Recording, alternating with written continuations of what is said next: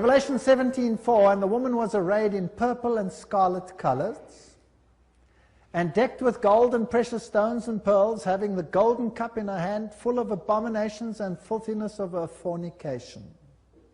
There's only one church in the whole world that uses a woman with a cup, and that is the Roman Church. And here is Città del Vaticano, using the woman with the golden cup, and she is called Fides on all their documents. Fides. Now what does that mean? Fides. Well, let's go to a Masonic source, a very good Masonic source, written by Albert G. Mackey, the Manual of the Lodge. Albert Mackey was a 33-degree Freemason. It'll become clear as we go through the lectures what this means. And he says, the right hand has in all ages been deemed an emblem of fidelity, and our ancient brethren worshipped deity under the name of Fides, or fidelity, which was sometimes represented by two right hands joined, and sometimes by two human figures holding each other by the right hand. Numa was the first who erected the altar to Fides, under which the name, the goddess of oaths and honesty, was worshipped. So it means honesty and fidelity, but it is also an image of a female deity.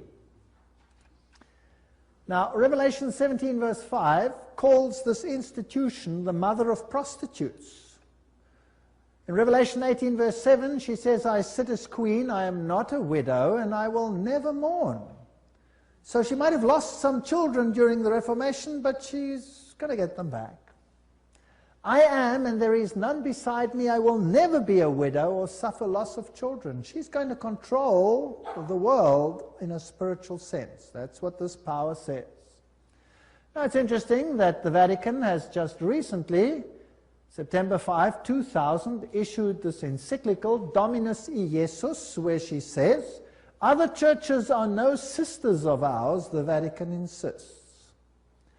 It must always be clear that the one holy Catholic and Apostolic Universal Church is not the sister, but the mother of all the churches. Cardinal Ratzinger said that. He's the head of the Inquisition. They don't call themselves the Inquisition anymore. They call themselves the Congregation for Doctrine and Faith. But it's the same thing. It's even in the same building. Now, she's not the mother, she is not the sister, but the mother of all the churches. That means all the other churches are subject to her, right or wrong. That's what she says. Now in Revelation 13 verse 1 and 2, speaking about the same power, it says, and the dragon gave him his power and his seat and great authority. Now that's a very, wow, statement. The dragon gave him the power? In other words, this power comes from another source. Now, doesn't Catholicism preach Christianity? Yes, it does. Doesn't it preach Jesus Christ as the Savior of the world? Yes, it does. But it also preaches mediation through other mechanisms and through the church. Now, it is interesting that in secret societies there are always two doctrines. One for the initiated and one for the goyim, the uninitiated.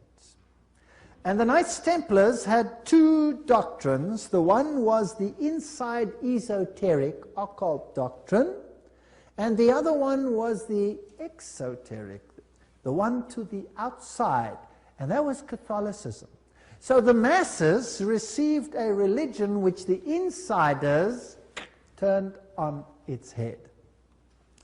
Amongst occult insiders, Lucifer is the true Son of God. Jesus is a second son who was defeated by the first one who had been thrown out. So Lucifer is the true luminary, the victor in the battle, and will be the one who will be worshipped at the end of time. That is occult doctrine. That's always been the doctrine of the Kabbalah, the Kabbalist doctrine, and it has been the doctrine of Gnosticism. But of course, it's not what the Bible teaches, but then Catholicism doesn't teach what the Bible teaches either. Now, Gary H. Carr, in his work En Route to Global Occupation, puts it this way. He says there were the ancient mystery religions which come from Babylon, and they were pantheistic, of course, which means God is in nature, God is in everything, which in effect makes us God then too. This was inculcated in Kabbalism, was taken over in the Christian era in what is called Gnosticism, and the Knights Templars were the inner secret core that had the ancient knowledge of the mystics. This was carried further through Rosicrucianism, Freemasonry and the Illuminati, which according to Gary Carr controls Marxism, American European secret societies and political societies, international banking, and the World Council of Churches. Now that sounds very strange. Is the World Council of Churches controlled by Freemasonry? We'll have to look into that in some detail. Then, of course, you have the entire New Age movement, the Theosophical societies, the many cults, and all these things are all controlled by this mechanism to make null and void the doctrine of salvation in Christ alone. That will be the final battle. And in order to achieve this, this woman has concealed herself and has hid herself in a garb of Christianity, and people receive the Goyim doctrine and do not know what the inner core doctrine is. That is quite something. Well, if we look at 1 Chronicles 16 verse 26, for all the gods of the people are idols, but the Lord made the heavens, tells us that idolatry is quite something that's rife on the earth. And Nimrod, the Lord of heaven, Tammuz, the pagan Messiah, and Semiramis, the Queen of heaven, these find their origin in Babylon. And if you go through all the religions that were propagated in Lebanon, Phoenicia, Babylon, Assyria, Greece, Rome, Egypt, India, China, Mexico, Scandinavia, you have only this same picture under different names: Baal, Tammuz, Ashtoreth, El, Bacchus, Astarte, Belus, Tammuz, Rhea, Ishtar, Ninus, Hercules, Beltis, etc., etc. In Egypt, Ra, Osiris, or Horus, Isis, Hathor, India, Vishnu, Krishna, Isi, or Devaki, and so on and so on. Now, Romanism, the Roman Church, has taken this Trinity and made it Father, Mother, Child, which means that they must elevate the female to the point of deity. And we'll see how they did that and how they are doing that with the sanction of the Pope. So the true Trinity and the Roman Catholic Trinity are two different things. For the Goyim, it's Father, Son, and Holy Spirit. For the inner circle, it's Father, Mother, Child, which is none other than Baal, Tammuz, and Ashtoreth, if you want to take it back to those times. Jupiter is the god who is worshipped under Petrus, the rock. And Ubi Petri, where Peter is, there is the church. So here's another rock which takes the place of the true rock. Christianity and the secret societies, we could just summarize it as follows. The old Babylonian religion gave rise to Kabbalism. Via the Essenes and others, Gnosticism came into existence, and Gnosticism was founded by Simon Magus. This comes from no other source than History de la Magie and by Eliphas Levi. Wow, that's a high Masonic source. So Gnosticism, founded by Simon Magus.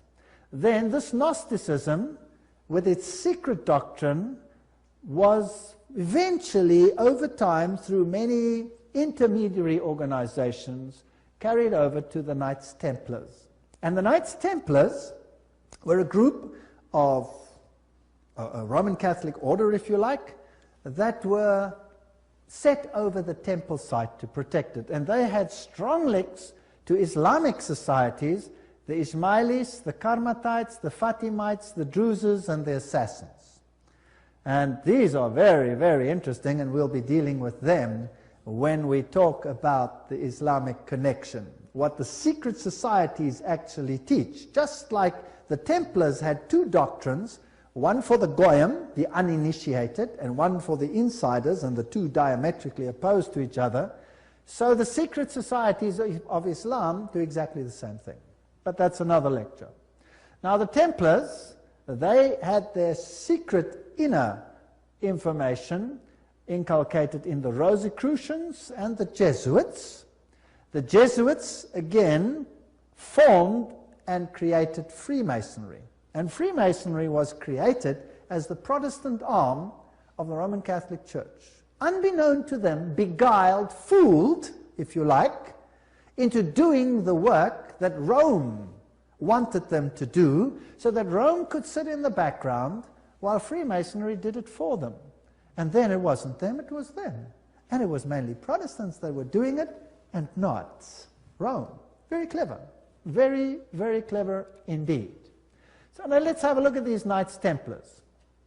Here are some of the representations. This is Desmaloy, the founder of the, or not the founder, but the leader at the time of its dissolution of the Knights Templars.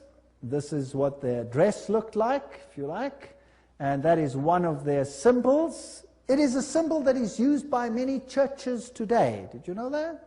Many charismatic churches use that symbol. That's fascinating. And Jehovah's Witnesses use that symbol as well. We'll come to that in another lecture.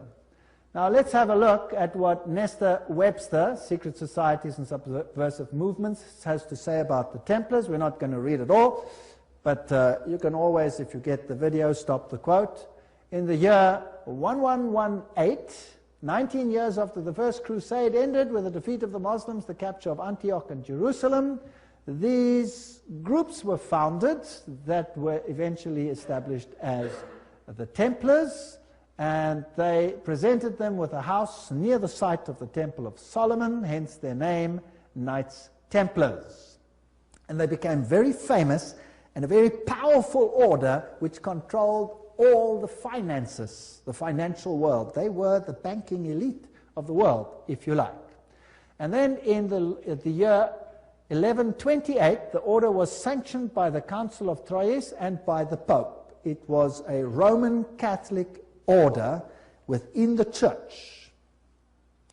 Now, some years later, October 13, 1307, this order was officially brought to an end by the King of France because it had come to light what they were doing, so it was said. The King of France, Philippe le Bel, had the Templars arrested, and the date was Friday the 13th, October 1307, and since that day, Friday the 13th is a day of bad luck for the entire world. And the charges brought against them were: the ceremony of initiation into the order was accomplished by insults to the cross and the denial of Christ and gross obscenities. Gross obscenities. There were all kinds of things reminiscent of Sodom that had to take place there. The adoration of an idol, which was said to be the image of the true God, and that was Baphomet, this symbol over here of the androgenic male-female deity. The omission of the words of the consecration of the Mass, the right that the lay chiefs amongst themselves giving absolution, and authorization of unnatural vice. So they had to curse the cross, trample upon Jesus, swear allegiance to Baphomet, and sanction this with unusual vice. It's a pretty serious crime in those days, so he was sentenced to death. But the order actually didn't disappear. The Pope was very reluctant to say that it was so. Masonic ritual includes references to the Knights Templars. For example here, Secret Societies and Subversive Movements says, several knights who had set forth the rescue of the holy places of Palestine from the Saracens formed an association under the name of Freemasons, thus indicating that their principal desire was the reconstruction of the Temple of Solomon. And you hear a lot about the reconstruction of the Temple of Solomon today, and the story of Israel and all those interesting things. Now let's go a little bit into some of the history. I'm taking you to this beautiful palace. Where do you think it is? It's in Jerusalem. And it's Notre Dame Vatican. And this is where the Pope has his representation in Jerusalem. It's a palace for a king. There's the Vatican flag flying outside, and there's even a whole lane where you have some interesting papal artifacts. Now in Jerusalem, I went to look up the site of the Knights. And here is the Knights Palace, the Latin Patriarch. This is where the Knights Templars originally had a site, and the Knights of the Papacy now control this area. This is their symbol that they use. That is also the Knight's shield, which is used by many religions today. The Rema Church uses that symbol, for example. These are the eternal warriors. That is the symbol that they use. There they are they kiss the Pope or the Patriarch's ring. They are knighted just like knights, and they knight highly prominent bankers and individuals such as that. Inside this church, you have, of course, the statue of Jupiter as Peter. Notice that the foot is well kissed. And I didn't want to kiss the foot, so I just stood there. And it is a very important church because both Pope Paul VI and Pope John Paul II visited this church, which is, of course, highly symbolic, and there are the plaques. And the Latin Patriarch, the Knights Palace. If you go inside, there's this interesting altar. And as you look at the altar, you'll see certain figures over here. This one over here is very interesting. Let me get it a little bit closer, and what do you see? You see the double-headed eagle, which is also the symbol that is used in Freemasonry. So there it is on the altar of the Knights. And what is there on this side? Two swords held like a compass. Fascinating. So there are many, many Masonic figures in here. The tail feathers and the feathers of the eagle, very reminiscent of what you have, for example, on the back of the dollar, and all those other interesting symbols of the circle with the triangle and the sun around it. And the inheritor of the Templar nuance are the Jesuits. Now the Jesuits, of course, are the ones who behind the scenes control many things. They were founded on the 15th of August, 1534, by Ignatius Loyola, and were sanctioned by the Pope on the 27th of September, 1540. So they were created, as it were, to stand against the Reformation. They were designed to destroy the Reformation. Loyola wanted the order to be champions of Catholic unity, and of course submission to Christ's vicar, the Pope, was absolutely essential.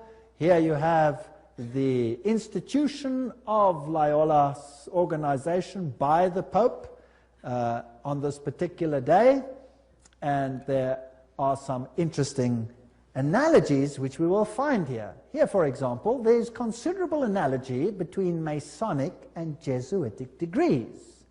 And the Jesuits also tread down the shoe and bear the knee because Ignatius Loyola thus presented himself at Rome and asked for the confirmation of the order. Now, who existed first? Freemasons or the Jesuits? The Jesuits existed first, of course. They were to obey as a corpse, perite, a cadaver. The reconstitutions repeat 500 times that one must see Christ in the person of the general, and even if God gave you a dog, you must obey him as though he were Jesus Christ himself. Loyola's statue in a Jesuit retreat, Loyola in vision, the Society of Jesus constituted in the Chapel Notre Dame, Notre-Dame, 1534, now the Chapel of the Sacred Heart in Paris. Many, many occult incrustations, and this is the famous Jesuit oath that each Jesuit makes when he becomes a Jesuit. Now, it will tell us something about the character of the Jesuits. There it says, I, and he fills in his name, in the presence of God and all the saints and all these things, swear that His Holiness the Pope is Christ's vice-regent and is the true and only head of the Catholic Universal Church, etc. It also says here, that this power was given by the Savior, Jesus Christ. He has power to dispose heretical kings, princes, states, commonwealths, governments, all being illegal without his sacred confirmation, and that they may safely be destroyed. So a Jesuit swears that if a government is not subject to Rome, it can be what? Destroyed. I further declare that I will help and assist and advise all or any of His Holiness's agents wherever I shall be, and do my utmost to extirpate the heretical Protestant or liberal doctrines. Liberal doctrines are doctrines where you decide what you believe. You take the liberty of making your own choice rather than allowing the Pope to do it for you, and that will be destroyed, and all their pretended powers. And that it doesn't matter where you send me in the world, I will obey. And I promise that I will have no opinion of my own. I will obey like a corpse. And I will make war, secretly or openly, against all heretics, Protestants, and liberals, as I am directed to do, to extirpate and exterminate them from the face of the whole earth. I will spare neither sex, age, nor condition, and I will hang, waste, boil, flay, strangle, bury alive these infamous heretics, rip up the stomachs and wombs of their women, crush their infants' heads against the wall in order to annihilate forever their execrable race. That's quite a nice Christian promise, would you agree? Very Christian promise. Did they do it? Well, the Valdenses, they smashed the children's heads against the rocks to make the parents resent. In the Ottoman Empire, that's an interesting story, in Serbia and in all those East Bloc countries where they occupied, they took the children, threw them in the air, and caught them on the ends of their bayonets. They were nice people. Now you will say, that was Islam, that wasn't Jesuits? Well, debatable. We'll talk about it another time. And if I cannot do it openly, I will do it secretly. So that is what a Jesuit swears. This is the famous Pontifical Gregorian University in Rome, the most prestigious Catholic university in the world. The Jesuits, in all their enclaves, have their figures in caves. Now, in paganism, all the deities come out of the cave, and they have the letters IHS, which actually stand for Isis, Horus, Set, which is the Egyptian Trinity. They, of course, say it means Iesus hominum salvator, Jesus the Savior of men, but it doesn't. It means IHS, Isis, Horus, Set. And their symbol is the triangle with the all-seeing eye in it for this deity. They also use the pillar, the stella, if you like. They have the symbol of the triangle with the eye in a circle, which is also the symbol used in the New Age movement. And we saw that Gary Carr says that Freemasonry controls the New Age movement and the Jesuits control the Freemasonry, or created it. This is the University of the Jesuits in Prague. On top of it, they have Atlas, not Jesus Christ. If you go to a more modern Jesuit enclave, like this one in Germany, I visited this. I'm quite cheeky sometimes. There I am. And took a picture, and inside they have this picture of Christ. This is not Christ. This is Atlas, holding the world on top of his shoulders, disguised. They have these symbols up against the wall. There, this symbol is the symbol of Hermes. If you take away the cross, then you have the symbol of Isis. This is paganism at its best. And these symbols over here are nothing. Here it is, Jesuit Kirche, when it was built, etc. And their symbolism, Maria, the M is the Masonic M, the triangle, Ria, the goddess. Here is a church in Germany, a cathedral. Inside you will see this circle with a cross in it, the crossed swords, symbol of all symbols used also in Freemasonry. Now, if you go back to ancient Assyria, that was a very prominent cross. It was the Maltese cross. It comes from ancient paganism. They have the symbols of the star over here, two stars, one over the other, or two crosses, one over the other. They have the compass. They have the moon with a disc in it or a star in it, which is the symbol that Islam uses, for example. They have the solar calendar and the triple crown. All of these are used by the papacy. Upside down crosses represent victory over Christ. Hammers and compasses and sickles, these are symbols that are prevalent in the world. There's Jesus standing above the skull and crossbones, which is a symbol of Jupiter, the god Jupiter, who is a symbol, of course, who is Lucifer. Upside down crosses again. This is a very important cathedral in Europe, in Germany, where all the political leaders come together. If you go there, you will have Janus, the two-headed one, and then you have the statue so-called of David, but of course it isn't David, it is the god Pan, because he has a pan flute in his hand, and David didn't play a pan flute. So I went to look for the dark side of Pan, because there's a light side and a dark side, and I found him. There he is, the hoofed one in the same cathedral. So they hide their occult symbolism. If you enter into the hallway, you find this over here. This is the god Anubis. It's got nothing to do with Christianity. There you have him as well. Plus you have the phoenix rising from the ashes. Plus you have the symbol of Jupiter and a whole host of other symbols over there. And in their side chapel, you have all the signs of the zodiac serving the various deities like Mars and Aquarius, etc. And the doorknob is a yin-yang. This has nothing to do with Christianity. They use the symbol of the compass and Jupiter and the PX symbol over there, which you will find in virtually every single Christian denomination upon the face of the earth. The phoenix rising from the ashes, the peacock, all symbols of Lucifer. Here you have the PX with a circle with a dot in it, and you say to yourself, but isn't that a symbol of Christianity? No, this is a symbol of Horus. This has got nothing to do with Christianity. They use pine cones. Let's ask Albert Mackey, 33-degree Freemason, to tell us what the symbol means. The point within the circle is an interesting and important symbol in Freemasonry. The symbol is really a beautiful but somewhat abstruse allusion to the old sun worship, and introduces us for the first time to that modification of it among the ancients, the worship of the phallus. So it's a pretty filthy symbol at that. It deals with male organs. Wow. So that comes from the horse's mouth. So that's what it means. Now what's the PX mean? Let's go to the best Masonic source in the world, Morals and Dogma, page 292. And in case you don't believe me, I photocopied it so that you can see it. There you can see the symbol. Can you see that? It is the staff of Osiris. On the medal of Constantinople, in hoc signat eris, whatever the inscriptions. And then some other interesting things. So this is the staff of Osiris. And then it goes through the mystic Tau and the crosses and the stars of David. And then he uses this one as well. Interesting symbol. He says the vestment of the priest of Horus were covered with these crosses. That's a Maltese cross. Remember that I showed it to you on the Assyrian king? Now who wears that on his vestments? Well, let's have a look. Oops, there it is.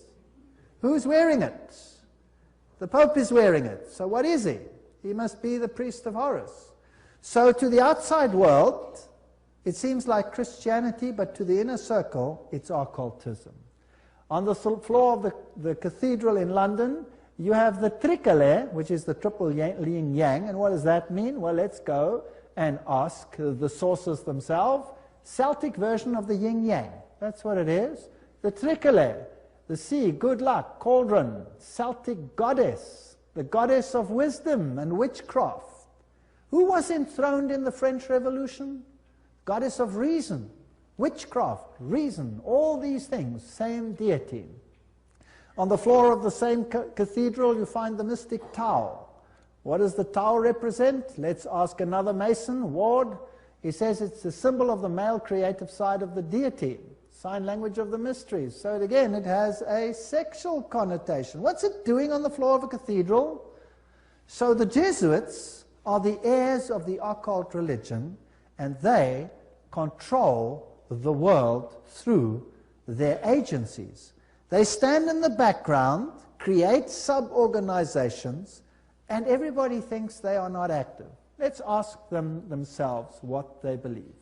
Here is the history of the generals of the Society of Jesus. These are all the generals, starting with Ignatius Loyola. They're all listed down there. We don't have to go through them all the way through to the present one that rules now, whose name is Peter Hans Kolvenbach. Nice German name. It's interesting that the Germans are very prominent in this. Peter Hans Kolvenbach is the head of the Jesuits. Cardinal Ratzinger, another German, is the head of the Inquisition. They seem to be pretty much in control. What does he look like? There he is, Peter Hans Kolvenbach. You're looking probably at one of the mightiest men on the earth today, if not the mightiest. He's the Black Pope. Here you have the cave of Loyola. Here you have George W. Bush and the Pope in audience with each other. And they don't do anything by chance. They just happen to do this exactly under that picture I showed you, where Loyola receives his commission from the Pope.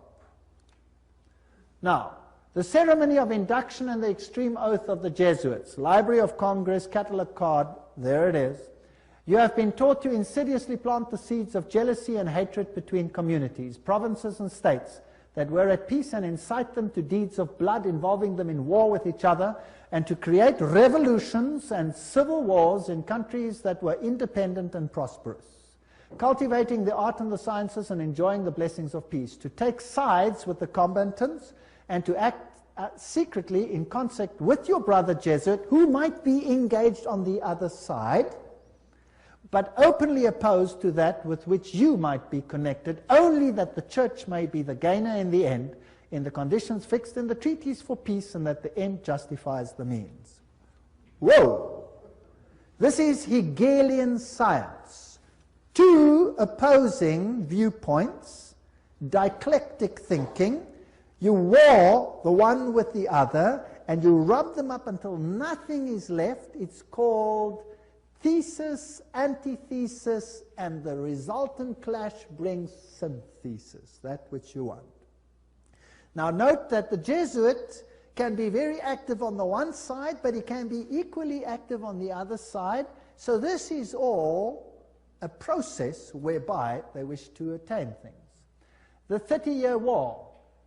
Now, what was that about? The aim and the object was that that war should in truth become a war of annihilation. Besides, was it possible for them to allow peace to be concluded with countries whose rebellious governments had issued a law ruling that no Jesuit should ever again dare to show his face? Do you know that the Jesuits were thrown out of virtually all countries, including Catholic ones, because they were so divisive? Catholic kings couldn't even take the Jesuits and threw them out. If a Catholic king dared to throw out a Jesuit, that country was destroyed, Catholic or not, and the Jesuits are back. You can take your bottom dollar for that. So, the frightful responsibility for this terrible 30 Years' War must rest upon the Emperor Ferdinand II and his teachers, rulers, and bosom friends, the sons of Loyola. Every single thing I'm saying is a quote.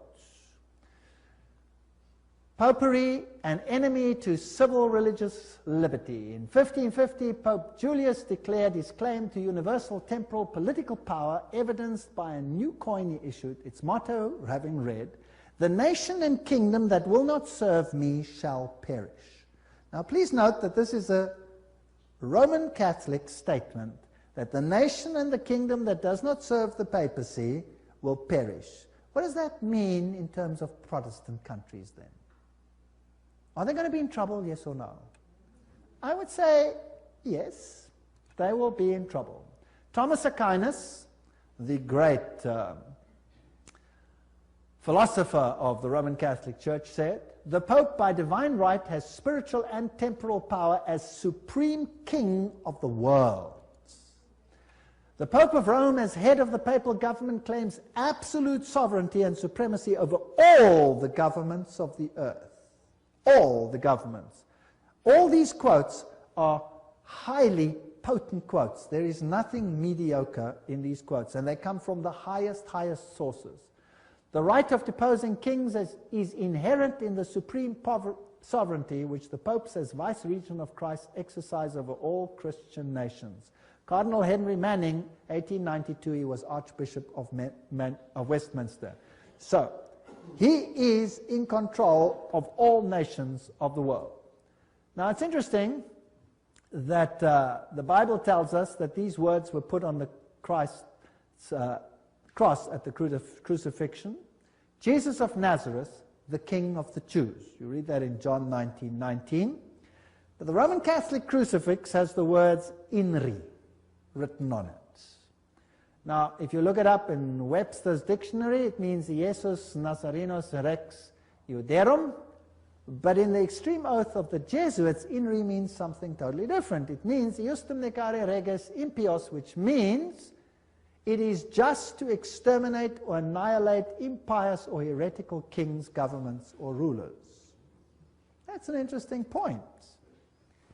Now, another thing that they want to do is destroy Protestantism. We cherish at the bottom of our hearts this principle that whatever does not unite with us must be annihilated.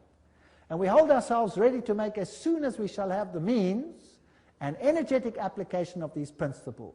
Protestantism is already wearing out and sinking to decay. Yes, we are destined to insult its last agonies, to march over its broken skeleton and scattered bones. Oh, let us hasten this dissolution by our strong and united efforts. Then already, they wrote, Protestantism is becoming decomposed, and we are gaining men of note. This is extracts from The Secret Plan. Those are the worst of the Catholics, the Inquisitors, the Jesuits. They are simply the Romish army for the earthly sovereignty of the world in the future, with the Pontiff of Rome for emperor. Something like a universal serfdom with them as master is what is being planned. That's all they stand for. They don't even believe in God, perhaps, the brothers Karamazov. All these quotes. The general of the Jesuits insists on being master sovereign over sovereigns. Wherever the Jesuits are admitted, they will be master, cost what it may. The society is by nature dictatorial, and therefore it is the irreconcilable enemy of all constituted authority. 50 Years in the Church of Rome, written by Father Cheniking. Ignatius Loyola says himself, the power of the general will be so unlimited that should he deem it necessary for the honor of God, he shall even be able to send back, or in another direction, those who have come direct from the popes. So this is a powerful order. Friedrich von Hartenberg said, never before in the course of the world's history has such a society appeared. The old Roman Senate itself did not lay schemes for world domination with greater certainty of success. They want world dominion, with the Pope enthroned as the universal ruler. The Roman Catholic Lafayette said, it is my opinion that if the liberties of this country, the United States of America, are destroyed, it will be by the subtlety of the Roman Catholic Jesuit priests, for they are the most crafty, dangerous enemies to civil and religious liberty. They have instigated most of the wars of Europe. These are prominent people speaking. Morse, he's the founder of the Morse code, the inventor of the Morse code. He said, and who are these agents? They are for the most part Jesuits, an ecclesiastical order proverbial through the world for cunning, duplicity, and total want of moral principle, an order so skilled in all the arts of deception that even in Catholic countries, in Italy itself, it became intolerable and the people required its suppression. That's another prominent man. Archduke Maximal Francis said, they have so constantly mixed themselves up in the court and state intrigues that they must in justice be reproached with striving after universal dominion. And we could go on and on and on. This is a very interesting one. This is Michelangelo Tamburni, 1720. This is the Jesuit of the general of the Jesuits, the general speaking to the Duke of Brancas. And he said the following, see, my lord, from this room I govern not only Paris, but China. Not only China, but the whole world, without anyone knowing how 'tis managed. Interesting. This is what the Jesuits themselves had to say. The Pope's confessor has to be a Jesuit. And the Pope himself has to come to a Jesuit to confess. The Vatican Empire, everything I say is a quote. This here is Jean-Baptiste Janssen. He ruled from 1946 to 1964, and he looks like a charming gentleman, very cheerful. But nevertheless, you can see that this photograph was taken from the Saturday Evening Post, 1959, and this is what he is in command of. And now we will want to deal with these issues in the next session. He controls the following secret societies: the Sovereign Military Order of Malta, so he is in control of the Knights of Malta; the Scottish Rite Shriner Freemasonry; the Order of the Illuminati; the Knights of Columbus; the Knights of the Ku Klux Klan; B'nai B'rith, the Nation of Islam and its private army called the Fruit of Islam; the Mafia Commission, Opus Dei, along with a host of lesser brotherhoods. So each one of those secret societies is controlled by the Jesuits. Persecution of the Catholic Church in Germany has been directed only against those elements which did not entirely submit to the ever-increasing centralization of authority in church and state. So sometimes it looks as if even the Catholics are suffering, but only those Catholic groups that are not totally submissive to this system will be subjugated. Some Catholic orders were actually opposed to the Jesuits. They were killed, they were wiped out. In the French Revolution, the Dominicans had taken over the Inquisition from the Jesuits. Boom, they were zapped. And the Jesuits took it back.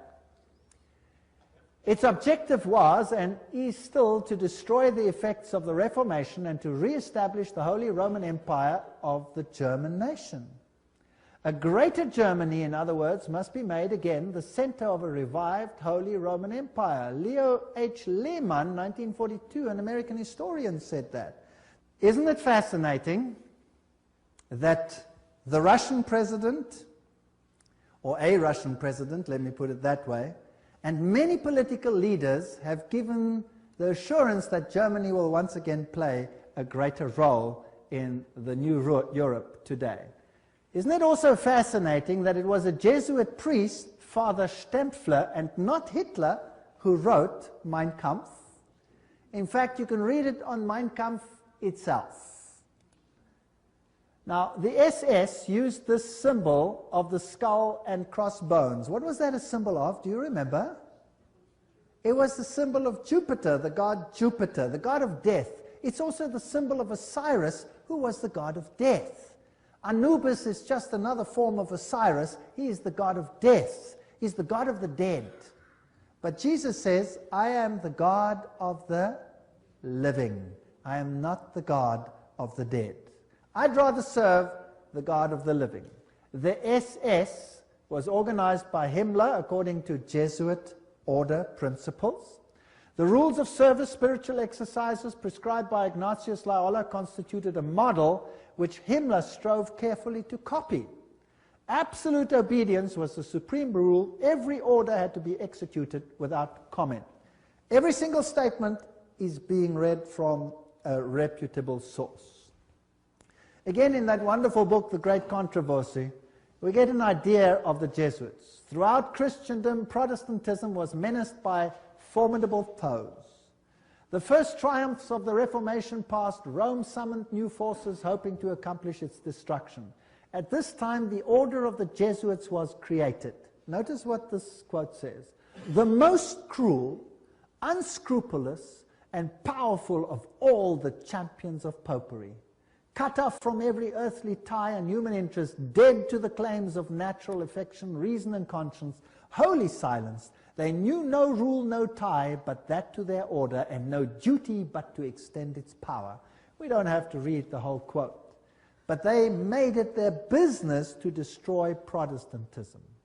The Jesuit order therefore stands before us as the embodiment of a system which aims at temporal political domination, and that over the whole world.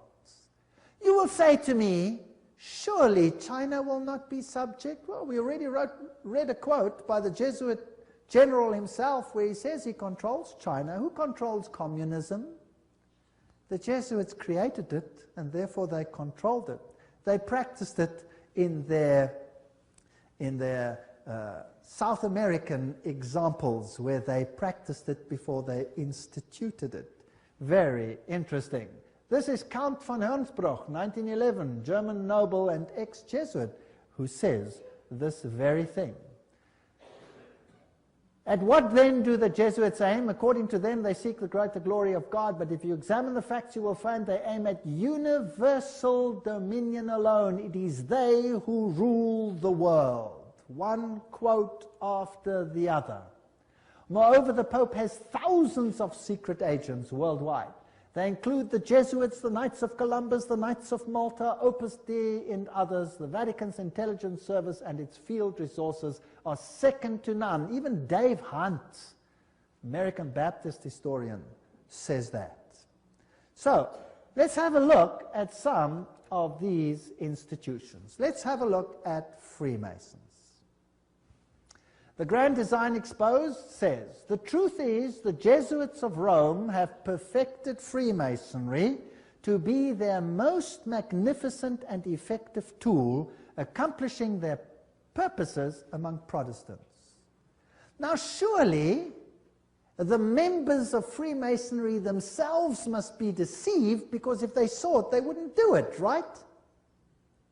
So actually the order is being used, and they themselves are deceived. And only within the order, higher up, are those chosen ones who know, and they are controlled by the Jesuits for Rome. Very clever. Very clever.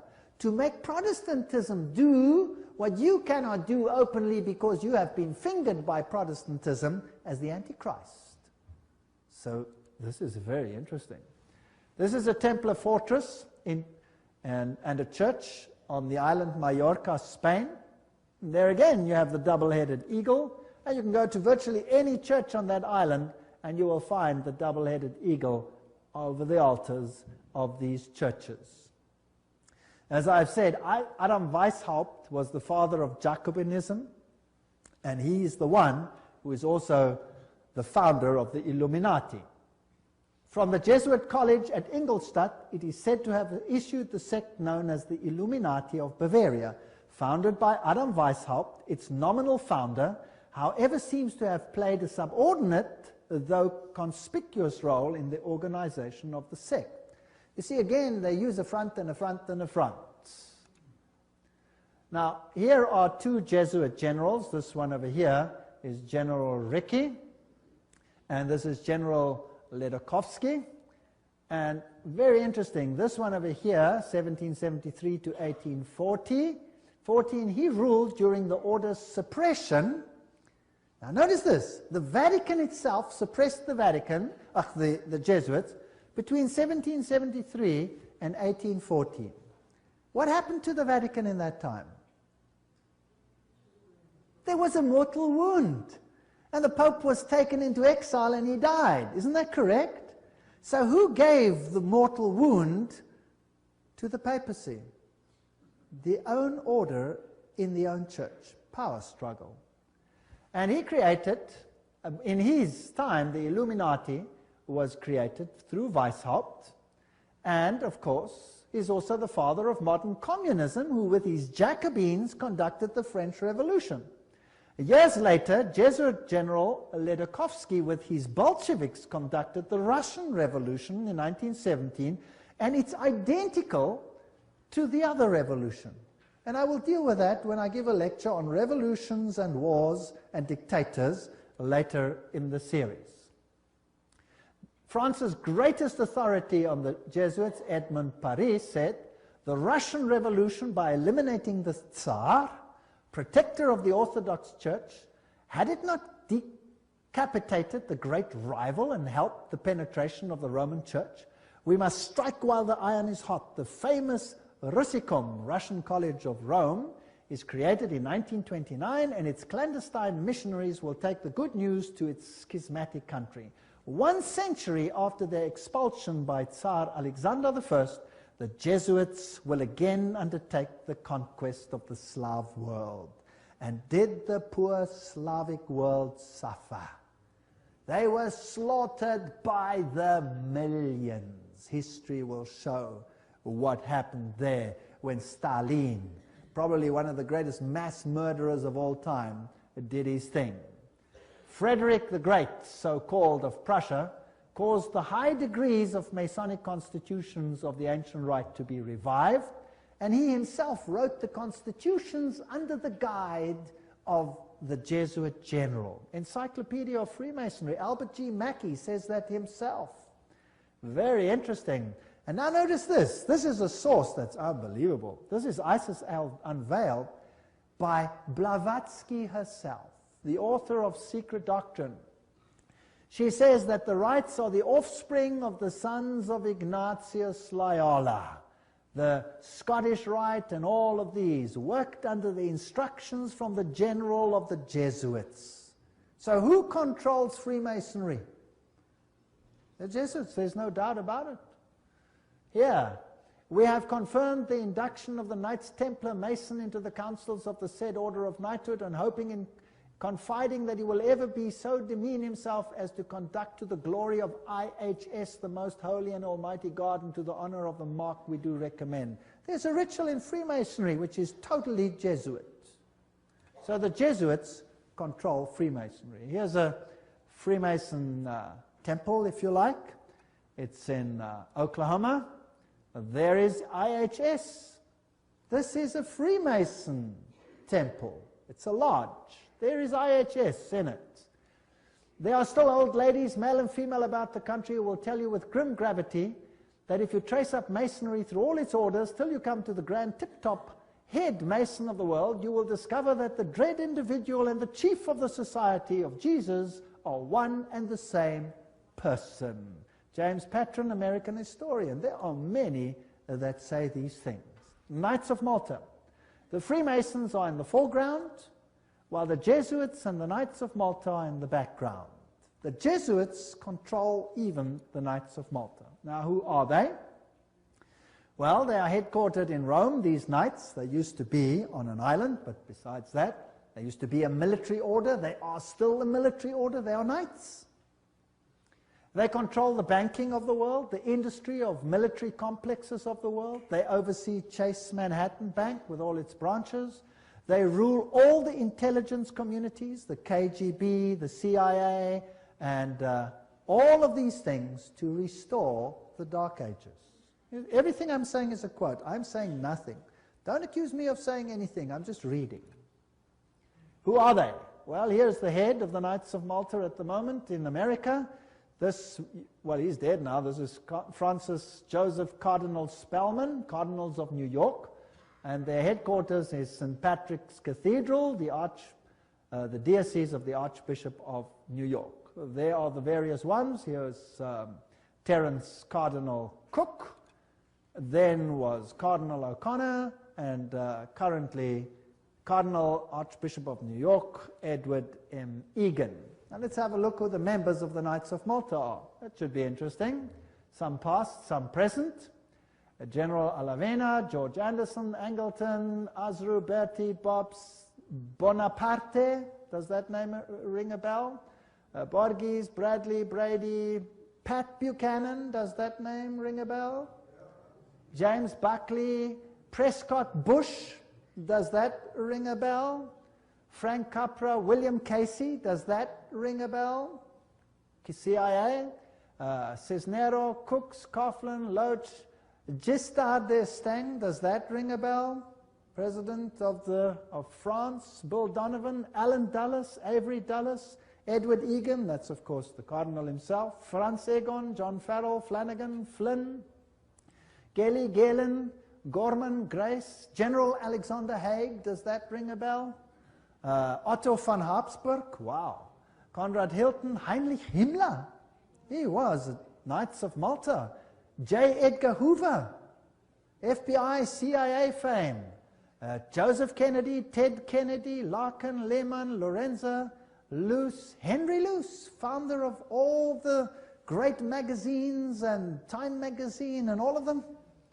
Great publishing magnate, MacDonald, Manhattan, you name them, all of them, O'Neill, Otis, Franz von Papen, the legate who worked with Adolf Hitler, Perón, Rocco, the list goes on and on and on, Frank Shakespeare, Martin Shea, even Frank Sinatra was a Knight of Malta, for interest's sake.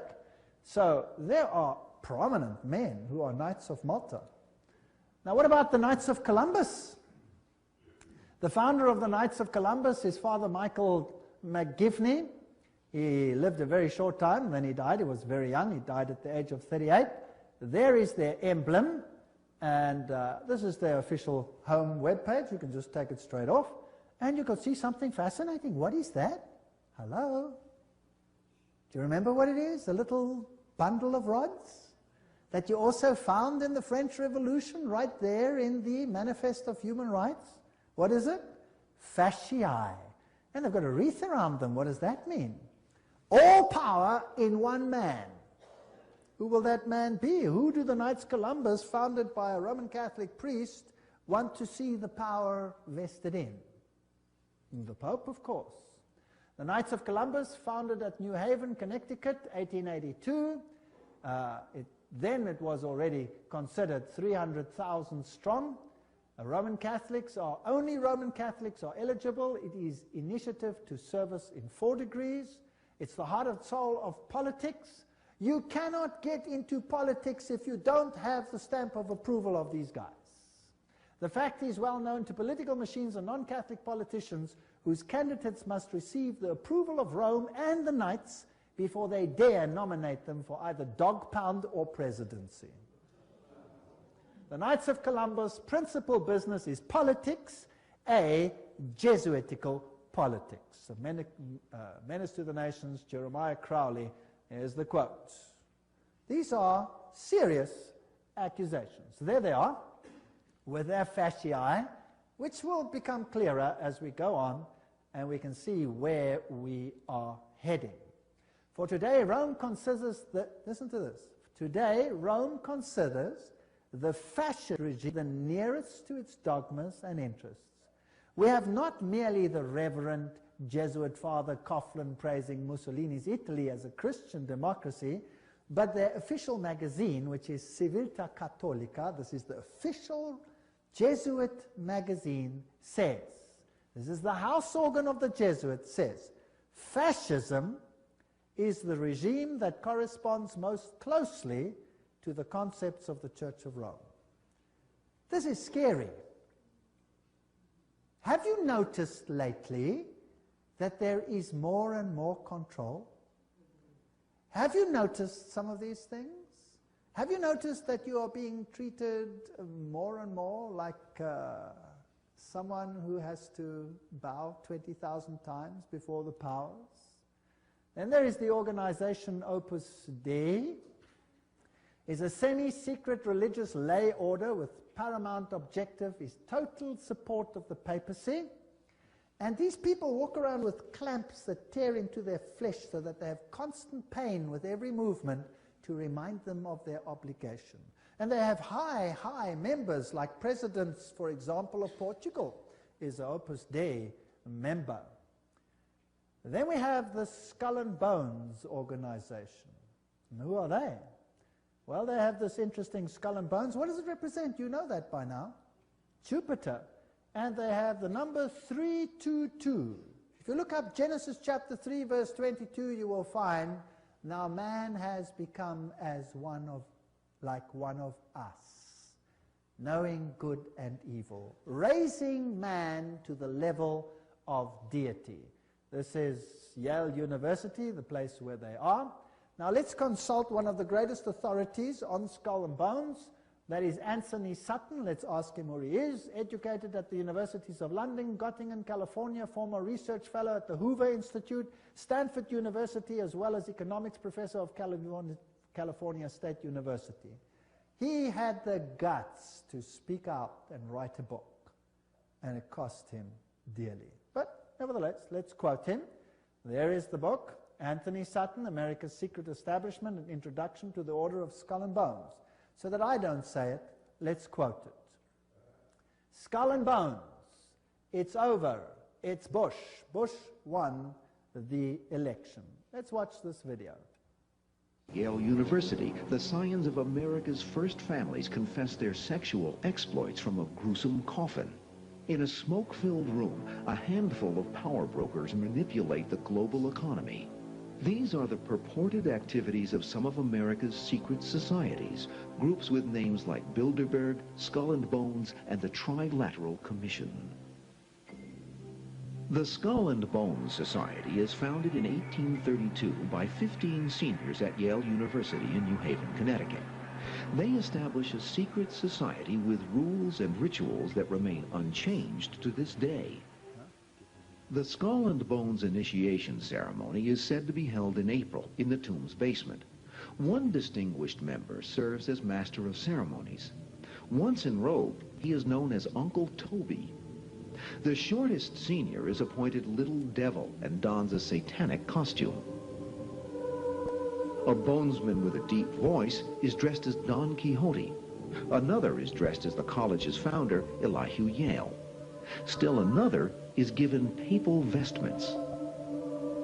It would all be funny if it weren't for the fact that among the former bonesmen are 3 presidents: William Howard Taft, George Bush, George W. Bush, numerous senators and ambassadors, industrialists like William Whitney, CIA agents, State Department officials, and publishing magnate Henry Luce. Absolute secrecy is also required. In his 1999 autobiography, George W. Bush devotes just one sentence to his membership in Skull and Bones. Quote, "My senior year, I joined Skull and Bones, a secret society so secret, I can't say anything more." The secrecy, according to some researchers, is there to protect the fact that Skull and Bones funnels its initiates into positions of power and influence. The best-known bonesman is ex-President George Bush, who, according to tradition, is supposed to avoid admitting he's a member. Mr. President, are you a member of Skull and Bones? American Journal got a similar response when we recently asked George Bush Jr., the governor of Texas, about his membership. Does it still exist? The thing is so secret, I'm not even sure it still exists. Okay, so you'll see that George W. Bush is a member. They lie in a coffin. They bow down before a papal figure, swear allegiance. They do all kinds of weird sexual things in a coffin, which I'm not going to explain what they do here. It's pretty vile. And these are the presidents of the most powerful countries in the world, and they belong to secret societies such as this. The order, what it is and how it began, those on the inside know it as the order. Others have known it for more than 150 years as Chapter 322 of a German secret society. That is very important. In fact, this was discovered when they broke in and stole some of the papers at that institution. It is officially known as the Russell Trust of 1856, or as the Brotherhood of Death, because they serve the god of death, who happens to be Anubis, if you like, Osiris, if you like, or Jupiter. The American chapter of the German order was founded in 1833 at Yale University by General William Huntington Russell, and Taft, the only man to be both President and Chief Justice of the United States. Interesting. Now, the German order, what does this actually mean? The Illuminati had its origin at the University of Ingolstadt, and recruits were from the student Corps. Of course, they had to be students with high connections, you know, sons of very high insiders. The order had its origin in Yale in 1833, but Skull and Bones is a chapter of a German secret society. So, which organization does it represent?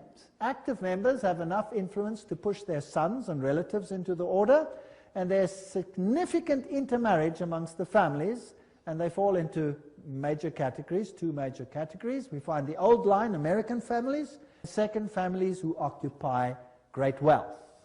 When he's initiated into the order, he says, tonight he will die to the world and be born again into the order, as he will henceforth refer to it. The order is a world unto itself, in which he will have a new name, and 14 new blood brothers also with new names. Now there's also a British chapter which was established at Oxford University and All Souls College, and the British element is called the Group. So the Skull and Bones is not the only one. You have the Group, and then you have a European order as well. So the Group links to the Jewish equivalent through the Rothschilds, the Inner Circle, and so there is a worldwide secret organization which has the highest individual in industry, government, all facets of life. And they actually are the most prominent rulers in the world today. And if they are a chapter of a German society, then they are the Illuminati. And George W. Bush said that there are 1,000 points of light illuminating the world at the moment. It's interesting that the order writes many constitutions. The members write constitutions. For example, Archibald MacLeish, who is a member of Skull and Bones, or was, he wrote the constitution of UNESCO. Now we're going to have to deal with UNESCO and find out what it's about. Churches, the Union Theological Seminary is under the control of Skull and Bones. A very interesting seminary. We'll deal with these in more detail in another lecture. Major establishment of law firms, communications and industry, the Federal Reserve, and all of these are controlled by the order. This is how Chapter 322 operates. There's a central inner core. Notice that this is actually the all-seeing eye, the wedge of the eye, but that's something else. There's an inner core, there's an inner circle, there's an outer circle, there's an Atlantic Circle, the Bohemian Club, notice there, Bohemian Club, part of Skull and Bones, Pilgrim Society, Penumbra Order, Chapter 322 of the Order, the Trilateral Commission. That's how it's put together. You could basically put it this way: Council of Foreign Relations, United Nations, Bilderbergs, Club of Rome, Royal Institute of International Affairs, and the Trilateral Commission, with the Illuminati controlling everything on the inside, forming basically the round table. Now you saw that the Bohemian Club is part and parcel of the issue. Now what is this Bohemian Club? Well, here's the Bohemian Grove. The August 2, 1982 edition of Newsweek reported, this is just another quote, the world's most prestigious summer camp, the Bohemian Grove, is now in session 75 miles north of San Francisco. It's in a forest. It's a fortress. But strangely, even fortresses can be breached, and one enterprising journalist managed to sneak in. The fiercely guarded 2,000-acre retreat is the country's extension of San Francisco's all-male, ultra-exclusive Bohemian Club, to which every Republican president since Herbert Hoover have belonged. This is just a quote. This is the Bohemian Grove ceremony, which was photographed or videotaped, very darkly, of course, very secretly, by one journalist, which caused a major furor. Now you can see very little in this light, so I'll explain to you what's happening there. In this forest, the men appear naked. Naked. They have to walk around naked. In fact, some members have left the society because they're tired of walking around naked. Now imagine every president of the United States has been a member of the Bohemian Grove. And just imagine. The priests are dressed in vestments, papal vestments, and they pay homage to an owl, because the owl sees in darkness. It has illumination. There are other rituals which I do not want to talk about that happen between all these naked men. And if you read your Bibles, you will find that those who worshipped in the groves were called the perverted ones.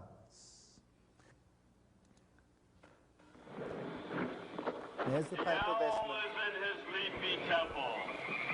Let all within the grove be reverent before him. Lift up your heads, O ye trees, and be ye lifted up, ye everlasting spires. For behold, here is Bohemia's shrine, and holy are the pillars of this house. There's the owl.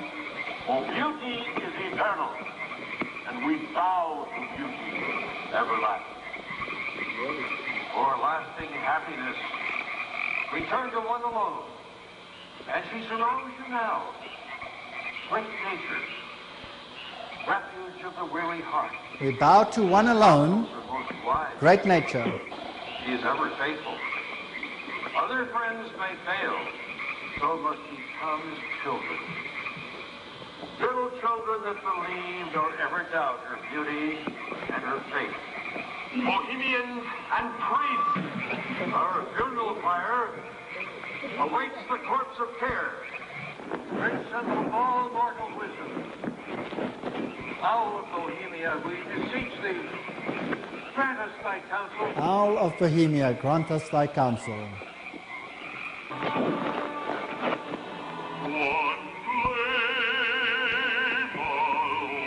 Now that's just a part of the ritual, which shows that it is nature worship. It is condemned in the Bible, and yet, who are the members? Let's continue. This is an article in Mother Jones, August 1981, volume 6, page 28, and reports who the prominent members were. For example, George P. Schultz, Stephen Batchelor, Gerald Ford, Henry Kissinger, William Buckley. Can you imagine them all walking around naked, worshipping a stupid owl? I mean, that's so pathetic. Fred Hartley, Griffin, Haywood, Coors, Teller, Ronald Reagan, Clausen, George Bush, William French Smith, etc., etc., etc. It is pathetic. Modus operandi of the order. The activities of the order are directed towards changing our society, changing the world, to bring about a new world order. This will be a planned order with heavily restricted individual freedom. That's fascism. And I will show you the papal encyclicals that will make your hair stand on edge as to what is going to happen all over the world. And believe me, I live in a country where it's being implemented.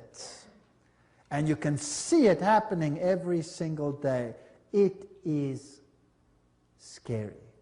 But you don't have to be afraid if you know why it's happening. If you do not know why it is happening, you will despair, and there are thousands who are putting bullets through their head because they cannot tolerate it.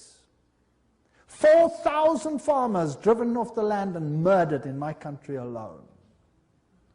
They lose everything, they lose hope, they put bullets through their heads, they wipe out their entire families because it's better for them to die than to live with it. No constitutional protection if you go against it. They control education. I'll show you how in the lectures. Money, law, politics, economy, history, psychology, philanthropy, medicine, religion, media. There is nothing that they do not control. And remember, they are neither left nor are they right. So if there are right-wing parties and left-wing parties, they control them what? Both. That's the Hegelian principle. That's Hegelian logic. Remember that both Marx and Hitler, the extremes of left and right, presented as textbook enemies, evolved out of the same philosophical system, Hegelianism, that brings screams of intellectual anguish from Marxists and Nazis. Remember that the Jesuits were told that they must serve on this side and the other side. Remember that? And create conflict between the sides. This conflict of opposites is essential to bring about the change that they want. Today, this process can be identified in the literature of the Trilateral Commission, for example, where change is promoted under conflict management. Have you heard that name before? Right, conflict is essential. The state is absolute, so the state must have total control. That means the people must relinquish their rights to the state. Do you see that happening in the United States at the moment? Absolutely. So, the state requires complete obedience. An individual does not exist for himself in these so-called organic systems, but only to perform a role in the operation of the state. That's exactly what it was like under Nazism. Here's Hegel. The two, Hegel and Kant, are the philosophers behind the system. I was stunned. I was in Europe 4 weeks ago, in Germany, and the leaders, the presidents of Germany, went down and put down wreaths in front of these people's graves and said, their philosophy has made the new Europe possible. They honored them. What a terrible, I would almost say satanic, well, why not just say it, philosophy. The Illuminati principle that the end justifies the means is also the principle of the group and the order, which is skull and bones. That means you can do anything, no matter how dastardly, as long as you achieve your aim. There's an outer circle, an inner core, all of these. Council of Foreign Relations is the outer circle, Trilateral Commission, all of those. Trilateral Commission was founded by David Rockefeller, comprises 200 members worldwide. The Bundy operation, activism towards a new world global order. George W. Bush, who was a member of Skull and Bones, remember, says that it's a big idea, a new world order where diverse nations are drawn together in a common cause. Only the United States has both the moral standing and the means to back it up. So, do you think they're trying to get all the countries of the world to come into this system, yes or no? Do you think it's possible that they are giving their power to a woman who rides them? Does it look like it? Who controls them? The Jesuits. And who do the Jesuits say all power must be under? The Pope. Isn't that correct? All right. So who do you think would clamor for a new world order more than anyone else? Maybe the Pope. Wouldn't that be interesting? Well, here he is. New international order urged for the sake of peace. When? January 3, 2004. His whole New Year's speech was dedicated to asking for the implementation of the New World Order.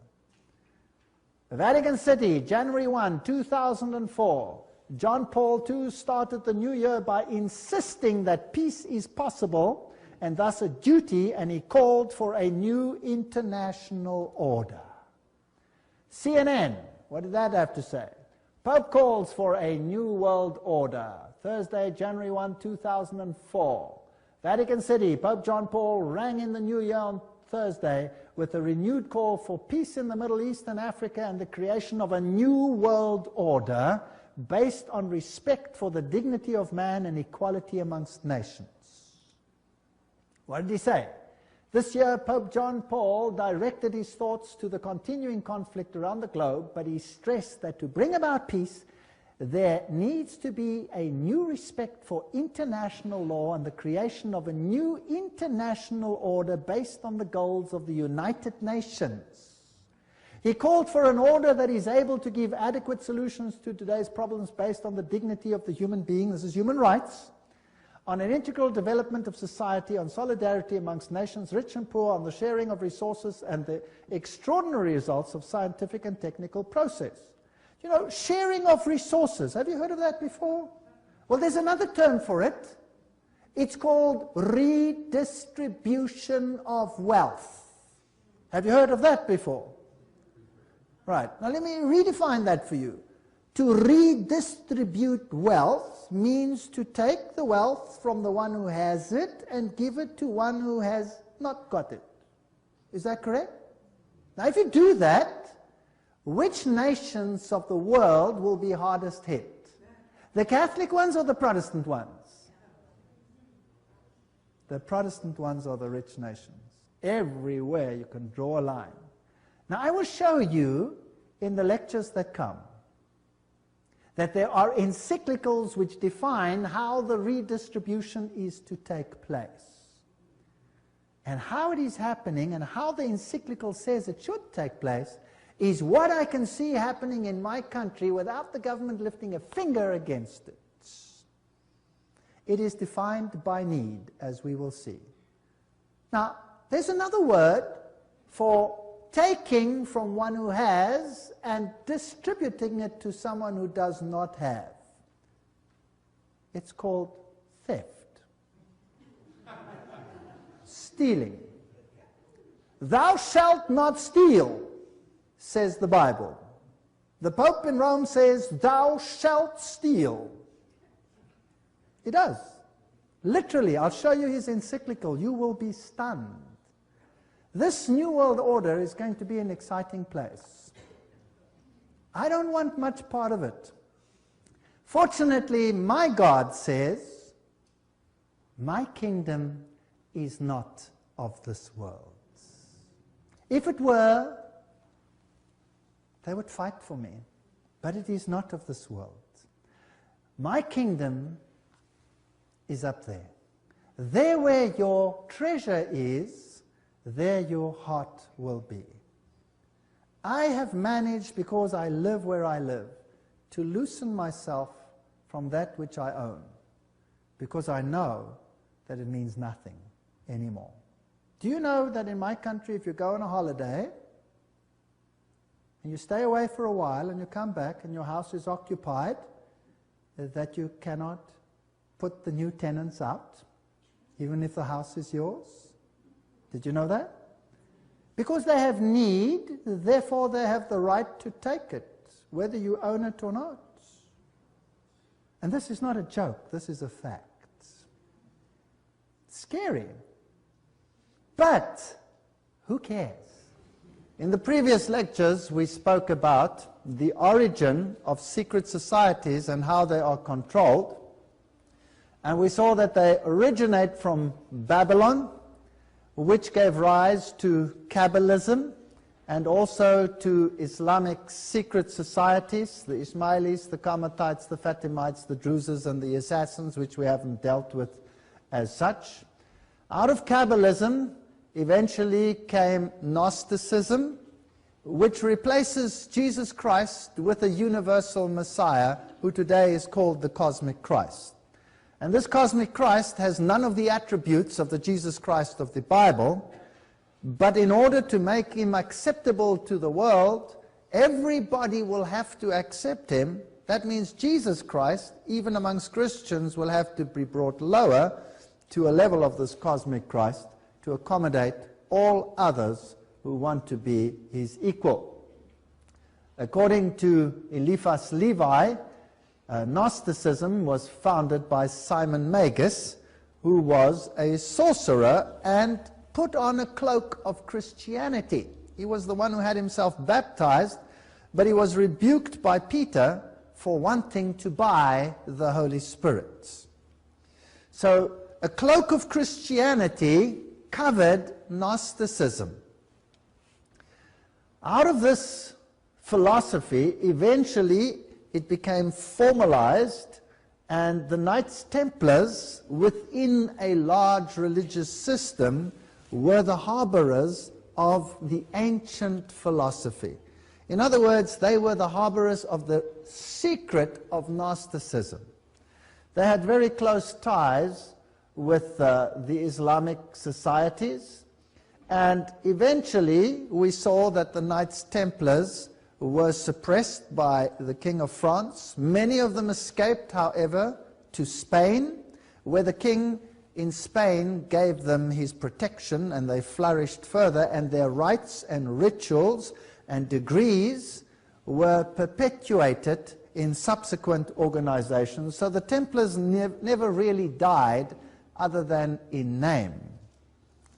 The Templar secret knowledge was kept alive in an inner circle in Rosicrucianism and overseen by the Jesuit order. The Jesuit order then created Freemasonry, as we saw on Sunday, and Freemasonry is the so-called Protestant arm, if you like, although it's not only a Protestant arm, it is an international arm to bring about those changes which are necessary to set up this dark kingdom. So tonight we're going to have a look at Freemasonry and look behind the scenes as to what it really entails. Because most Freemasons, like in all secret societies, are fully unaware of what happens behind the scenes. You will remember that Gary H. Carr, in his work En route to Global Occupation, gave a very similar expose. He also takes it through Kabbalism, Gnosticism to the Knights Templars. Then he misses out on the Jesuit connection, which is the military powerful arm controlling all these things. And he has Freemasonry control Marxism, American European secret political societies, international banking elite, and then, scarily, the World Council of Churches. Now, this is not me saying this is this man, and he is no small fish. And theosophical societies, together with many cults, then constitute what is known as the New Age movement. And the New Age movement is much larger than what we believe just to be a few esoterics doing their thing. It culminates in an entire system which is to unite the entire world, and the World Council of Churches will play a very prominent role in this mechanism. So it's very important that we know what Freemasonry stands for. The outer shell of Freemasonry proposes to sell whatever religion is prominent in that area. So, for example, if you are living in a Muslim country and you belong to Freemasonry, then the religion that is propagated at the level of the people and at the lower level of Freemasonry will be Islam. If you are living in a Jewish environment, then of course the religion will be Judaism. If you are living in a Christian environment, then the Bible will be the central book in a lodge, and as far as the lower echelon of the members is concerned, Christianity will be the basis for the movement.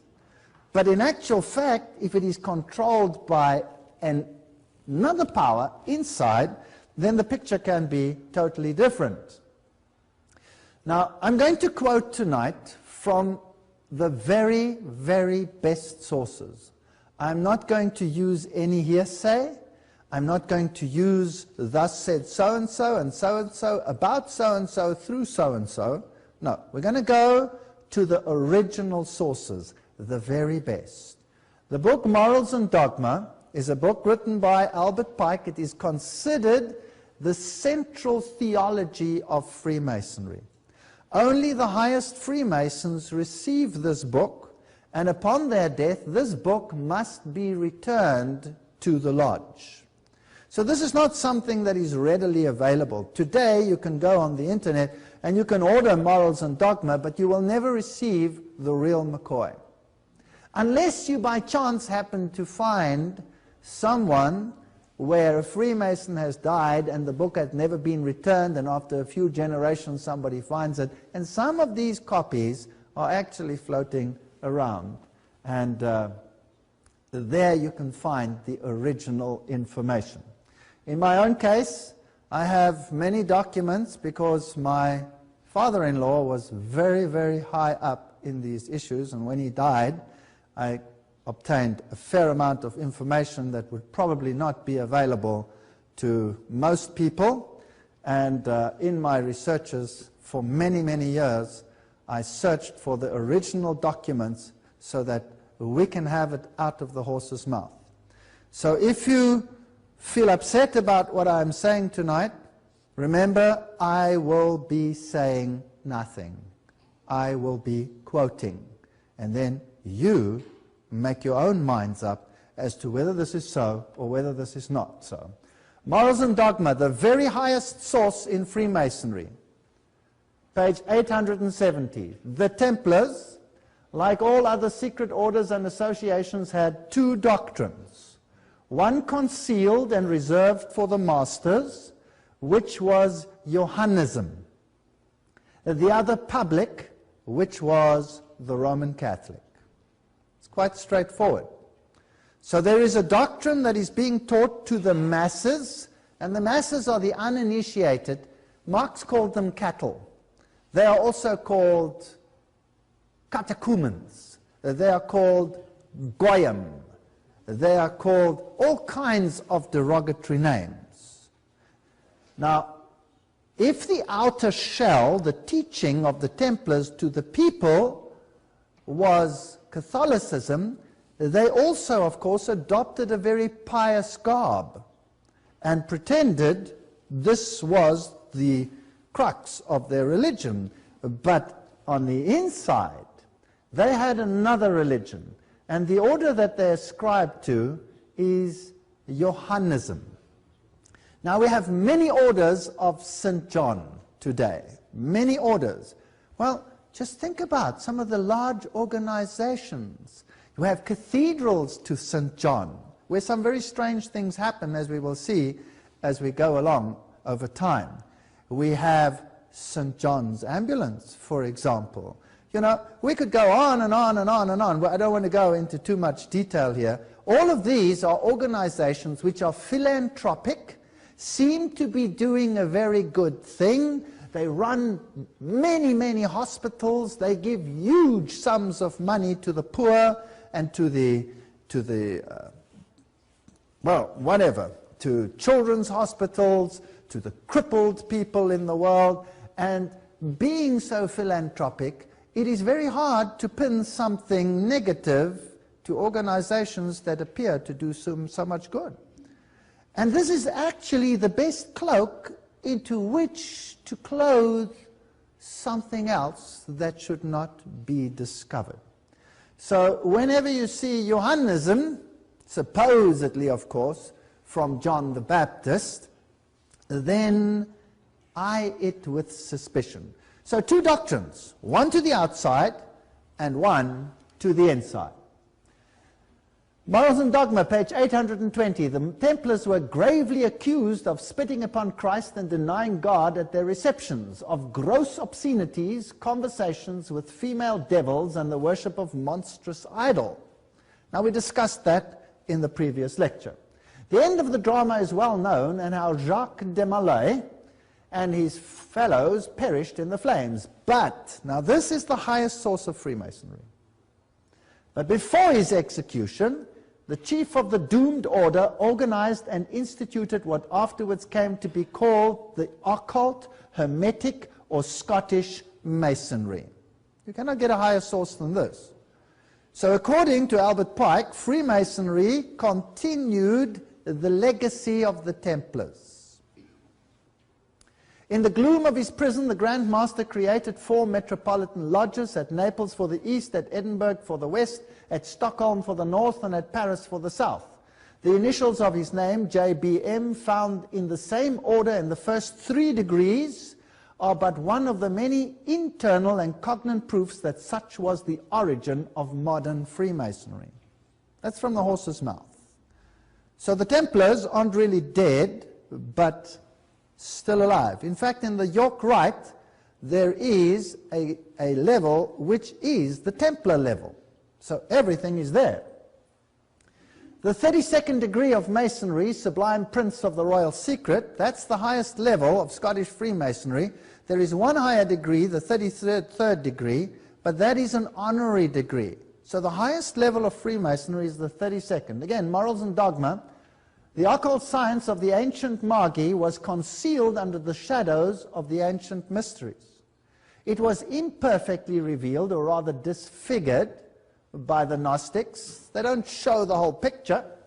It was guessed at under the obscurities that covered the pretended crimes of the Templars, and it is found enveloped in enigmas that seem impenetrable in the rites of the highest Masonry.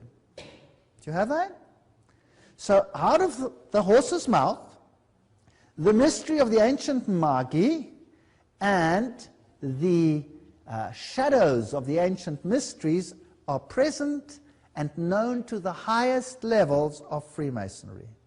None of the lower levels know anything about this. They come into the lodge and they think it is a Christian society with, well, at least with Christian flavor, if they're in a Christian lodge, and that they are a brotherhood for doing good unto others. Well, this is San Salvador. This is in Mallorca, where the Templars, of course, found protection under the Spanish kings. And if you go into the Templar enclave, you will find on the altars of the churches, remember that the Templars were an order of the Roman Catholic Church, like the Jesuits are today, the most powerful order within the church, so they were the most powerful order in the church that controlled not only the military aspects, because they were knights, but they also controlled the financial aspects. And the double-headed eagle was part and parcel of their symbolism. Two heads. Janus had two heads. He looked forwards and he looked backwards. If you go into the other churches, you will find them on the altars. There it is above the altar of the churches on Mallorca. Now this is Rosicrucianism. The rose is a symbol of their deity. Now, I really don't get too upset about symbols.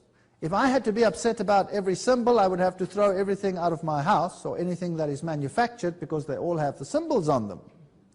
We are living in this world, but we don't have to be part of this world. And we can do things whether there's a symbol on or not, because obviously a symbol means nothing. But it's just interesting to know. It's like reading another language. Well, here are some of the occult teachings of Rosicrucianism, where you have the zipharots, the levels that you can attain to, and this is pure Kabbalism. Now you must understand that in the Kabbalah, it is not Yahweh who is the true ruler, it is Lucifer who is the true ruler. But we will come to that as we come later. And the zipharots are emanations of his appearance. So let's ask Morals and Dogma again what it has to say about the Kabbalah, which, by the way, is called the most holy Kabbalah today.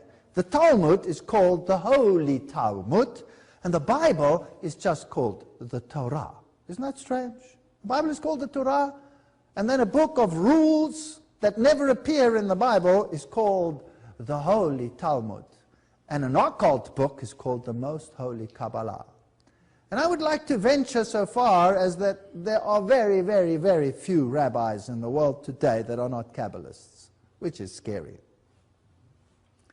The Holy Kabbalah, or tradition of the children of Set, this is of course not true. According to this doctrine, then, Set would have been an apostate already. Or they turn it around, they say not an apostate, an initiate. So there's an internal doctrine for the initiate and a public doctrine for the goyim, for the cattle, just to keep them occupied. Tradition of the children of Set was carried from Chaldea by Abraham, taught to the Egyptian priesthood by Joseph, recovered and purified by Moses, concealed under symbols in the Bible, revealed by the Savior to St. John, there you have it again, the Johansonites, and contained entire under hieratic figures analogous to those that all antiquity in the apocalypse of that apostle. Okay, so now he's turned everything around. Abraham, Joseph, Moses were all initiates, and what they taught to the people was drivel, let's put it that way, to keep them happy and to keep them uninformed. But on the inside they had another doctrine. Now that's of course not true, because Moses wrote the Torah. And everything they believe is the opposite of what the Torah teaches. And the Kabbalah, that book, turns the Torah upside down and makes it occult. The three great lights of the lodge are symbols to us of the power, wisdom, and beneficence of the deity. They are also symbols of the first three Sephirots, emanations of this deity, according to the Kabbalah. So the Kabbalah is very, very central in this story. We read on. Every Masonic lodge is a temple of religion, although they are told that it is not a temple of religion. Here, Morals and Dogma says it is a temple of religion, and its teachings are instructions in religion. This is true religion revealed to the ancient patriarchs. Now we've seen that they've turned the ancient patriarchs upside down into occultists in order to sell this to the people, of course. which Masonry has taught for many centuries and which it will continue to teach as long as time endures. Okay, thank you.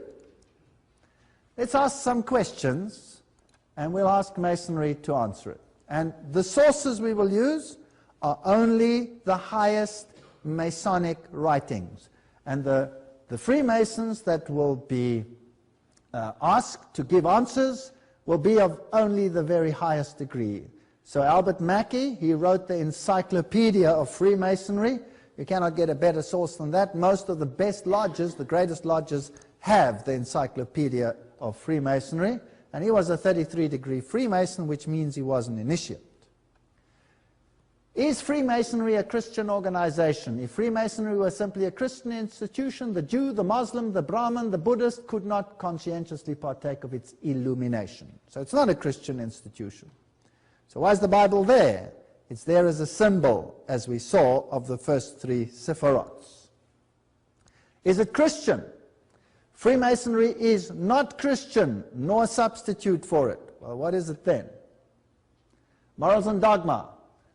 Rejecting all the wild and useless speculations of the Zendavesta, the Kabbalah, the Gnostics, and the schools of the religion and philosophy of Masonry. You cannot get it plainer than that. So in other words, the Kabbalah is the religion of Masonry. But the Kabbalah is used in such a way that the people believe that what they believe is what's in the Bible. Masonry is a search after light. The search leads us directly back, as you can see, to the Kabbalah. In that ancient and little understood medley of absurdity and philosophy, the initiate will find the source of many doctrines. All truly dogmatic religions, that includes Islam, Buddhism, Hinduism, all of them, have issued from the Kabbalah and returned to it everything scientific and grand and the religious dreams of all the Illuminati, the ones that are illuminated. This is Luciferian language.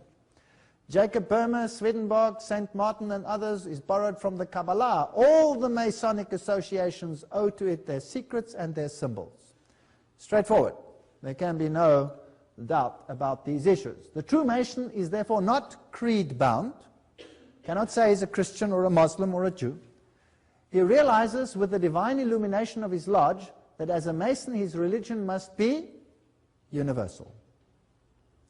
Christ, Buddha, or Muhammad, the name means little, for he recognizes only the light and not the bearer. He worships at every shrine, bows before every altar, whether in the temple, mosque, or cathedral, realizing with his truer understanding the oneness of all spiritual truth. That's Manly Palmer Hall, the lost keys of Freemasonry. Can you see where World Council of Churches could come in with something like this? Joining all the religions together? Does it start to make a little sound, a little ring a bell or whatever? Well, let's continue. 5 points of fellowship: foot to foot, knee to knee, breast to breast, hand to back, mouth to ear. These are identical to those used in the Druidic rite of witchcraft, and very similar to those used in other rites such as the Gardenian Alexandrian rites. Now, Alexandria, that's where the occult knowledge was maintained. It was maintained in Alexandria and in Rome. Everything else in between was destroyed. We'll come to that a little later.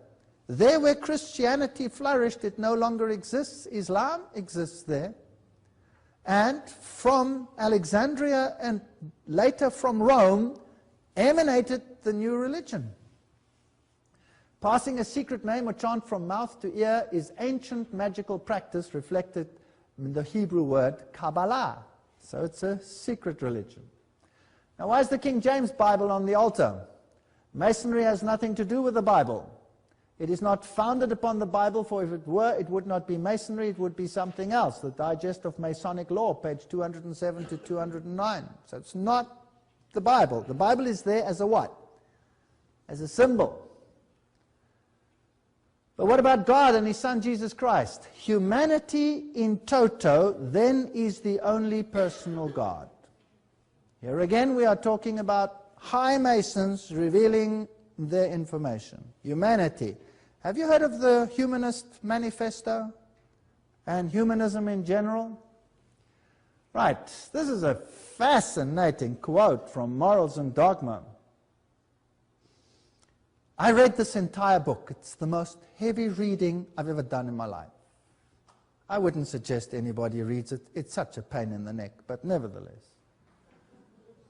The Bible is an indispensable part of the furniture of a Christian lodge. This is in the original, this cursive. Only because it is the sacred book of the Christian religion. The Hebrew Pentateuch in a Hebrew lodge and the Quran in a Mohammedan one belong on the altar. And one of these, and the square and the compass, properly understood, are the great lights by which a Mason must walk and work. Okay, which one? Which one of the three is the great light? Well, you have three choices. It could be the Bible, it could be the Pentateuch, or it could be the Quran. I won't reveal it to you tonight, but it'll get clear which one it is. Masonry teaches that redemption and salvation are both the power and the responsibility of the individual Mason.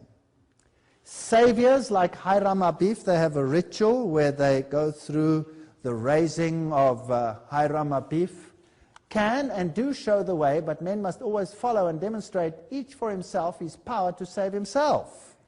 To build his own spiritual fabric in his own time and way, every man in essence is his own savior and redeemer, for he does not save, if he does not save himself, he will not be saved. All right, now it's getting a little bit clearer. Do we need Jesus Christ in all of this? Not really. The Masonic author Pearson admits the Masonic legend stands by itself, unsupported by history or other than its own traditions, yet we readily recognize in Hiram Abif, this is the one who is symbolically raised from the dead when a Mason in his ritual is called out of the coffin to rise up and receive new life.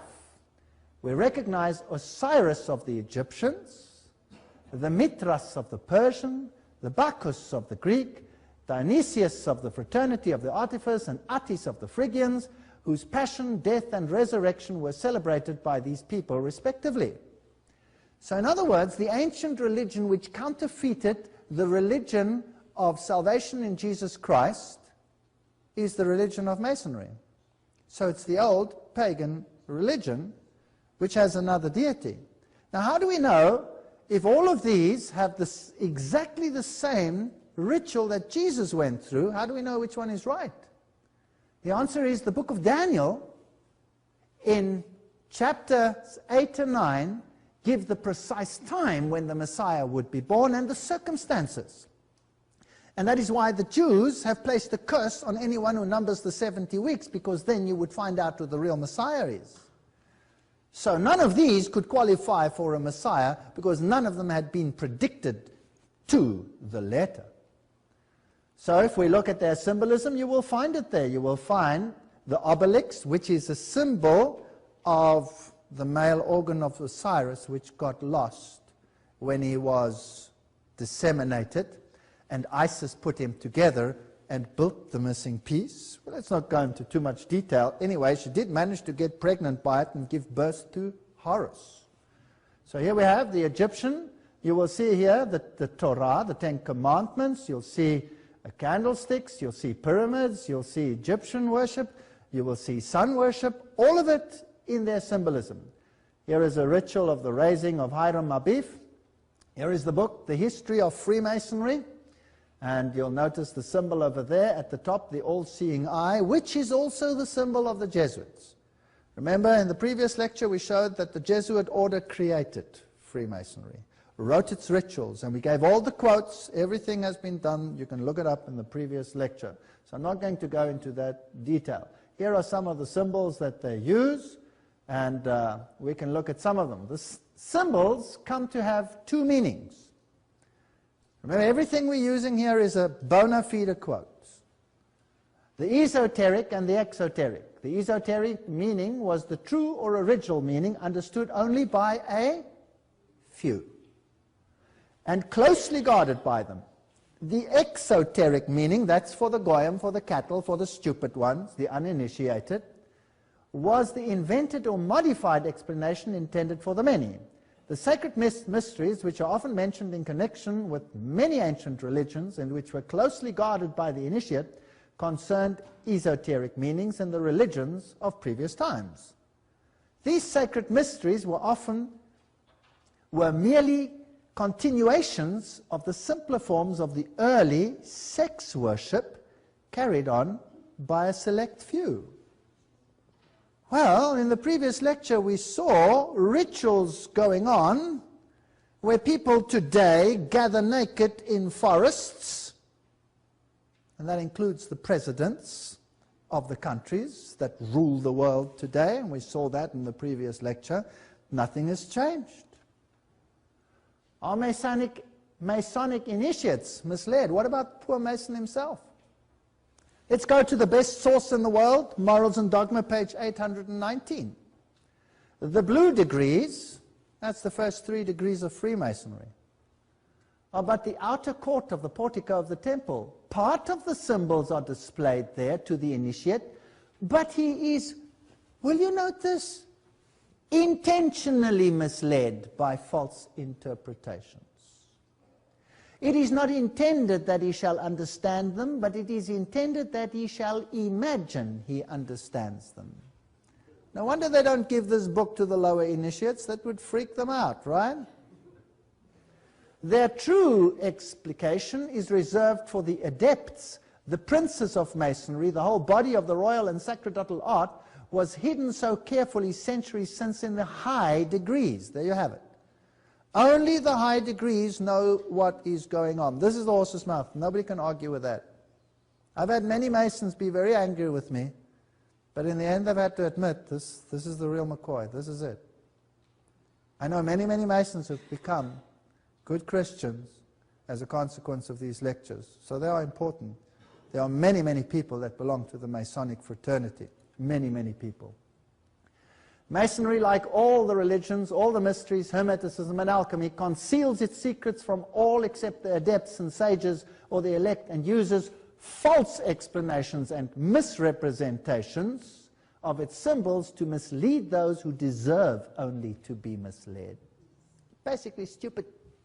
We're just using you to conceal the truth, which it calls light from them, and to draw them away from it. Truth is not for those who are unworthy or unable to receive it or would pervert it. So Masonry jealously conceals its secrets and intentionally leads conceited interpreters astray. Morals and Dogma, page 104, 105. There you have it, straight from the horse's mouth. Here's a high Mason book in Germany, and it tells us there exactly what they do. A Freemason, that's what stands there. Formed out of the materials of his lodge, behold a master mason rare, whose mystic portrait does declare the secrets of Freemasonry fair for all to read and see, but few there are to whom they're known, though they so plainly here are shown. So this is a language that you have to learn. They created this language because God confused the languages, so they created a language in symbolism that God would not be able to confuse in future. That's their logic. Now let's have a look at some of the symbols and see where we get. Crossed swords are part of the symbols. Cornucopia, the horn of plenty. We have pentagrams and compasses and set squares and G's, which they say stand for God, but actually stands for generative principle. It's the male organ, sorry, and the female one, because that's the only way you're going to generate. This stands for the masculine, this stands for the feminine. Now, if you go back into the other religions, if you go to China, for example, and you look at the sun god, so the equivalent, in other words, of Isis and Osiris, you will find that they are here. They are Fuxi and Nuwa. There they are on their cave drawings. Here they are. And you will note that Fuxi and Nuwa carry the compass over there and the set square. They are symbols of the male and female deities. That's what it stands for. So the cathedrals of the world, this was just interesting, this one was being repaired, and of course, who would repair it? The company is Eich, but what does that tell us? What kind of company would it be? It's a Masonic company. Right, here you have the apron, and the apron has various symbols on it. You will see there the sun and the moon with the stars around it, and the compass and the set square. And of course, hidden in here, there is the mystic letter M. And that is the sigma on its side.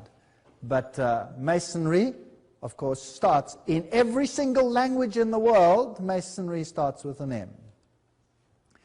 Well, we don't go through all the details. I just want you to recognize some of them. The keys are very prominent. You'll find them in the religious systems. Mystic towers are very prominent. Pigeons with olive leaves in their mouths, the Veith symbol. All of this symbolism comes from Masonry. And hammers and sickles are part of the symbolism of Freemasonry. You know where that occurred, don't you? And here you can set this set square either in the sickle form or in the other form, the all-seeing eye, of course, the pentagram and the pentagon, very prominent. These are occult symbols. Today we have whole buildings that are built like pentagons. You know that? And then you have, of course, the figure of the Johannite, the St. John, the so-called one, who's really a symbol of something else. And it has the X, and then it has the cross. What do you notice about that cross? It's an upside-down cross, symbol of victory over Jesus Christ. Now, we'll come to some other details about that in a moment. So hammers and sickles and upside-down crosses and G's and all kinds of interesting things, sun, moon, stars, all this symbolism. If you go to the tracing boards, first degree, second degree, and so forth, there's a vast amount of symbolism here. Sun, moon, and stars. If you intercalate those, then you get hexagrams, pentagrams. The star is in the east. To the uninitiated, he's informed that it is the Star of Bethlehem. But there's, of course, a problem if you just think logically. The Magi came from the east and they walked towards the star. So where was the Star of Bethlehem? It was in the west. So this is another one that was in the east. And the Bible condemns the praying towards the east, right? Because that represented the sun god. And this star in the east is none other star than Sirius, the brightest star in the heaven, the luminary. The illuminated one is the symbol of Lucifer. The brightest planet in the heavens is which one? Is Venus. Venus, it's called the morning star. In the morning star name, it is masculine. As Venus, it has a female deity name, it's female. So you have the male and the female connotation right there. The black and white squares represent knowledge of good and evil. Now man has become as one of us, knowing good and evil.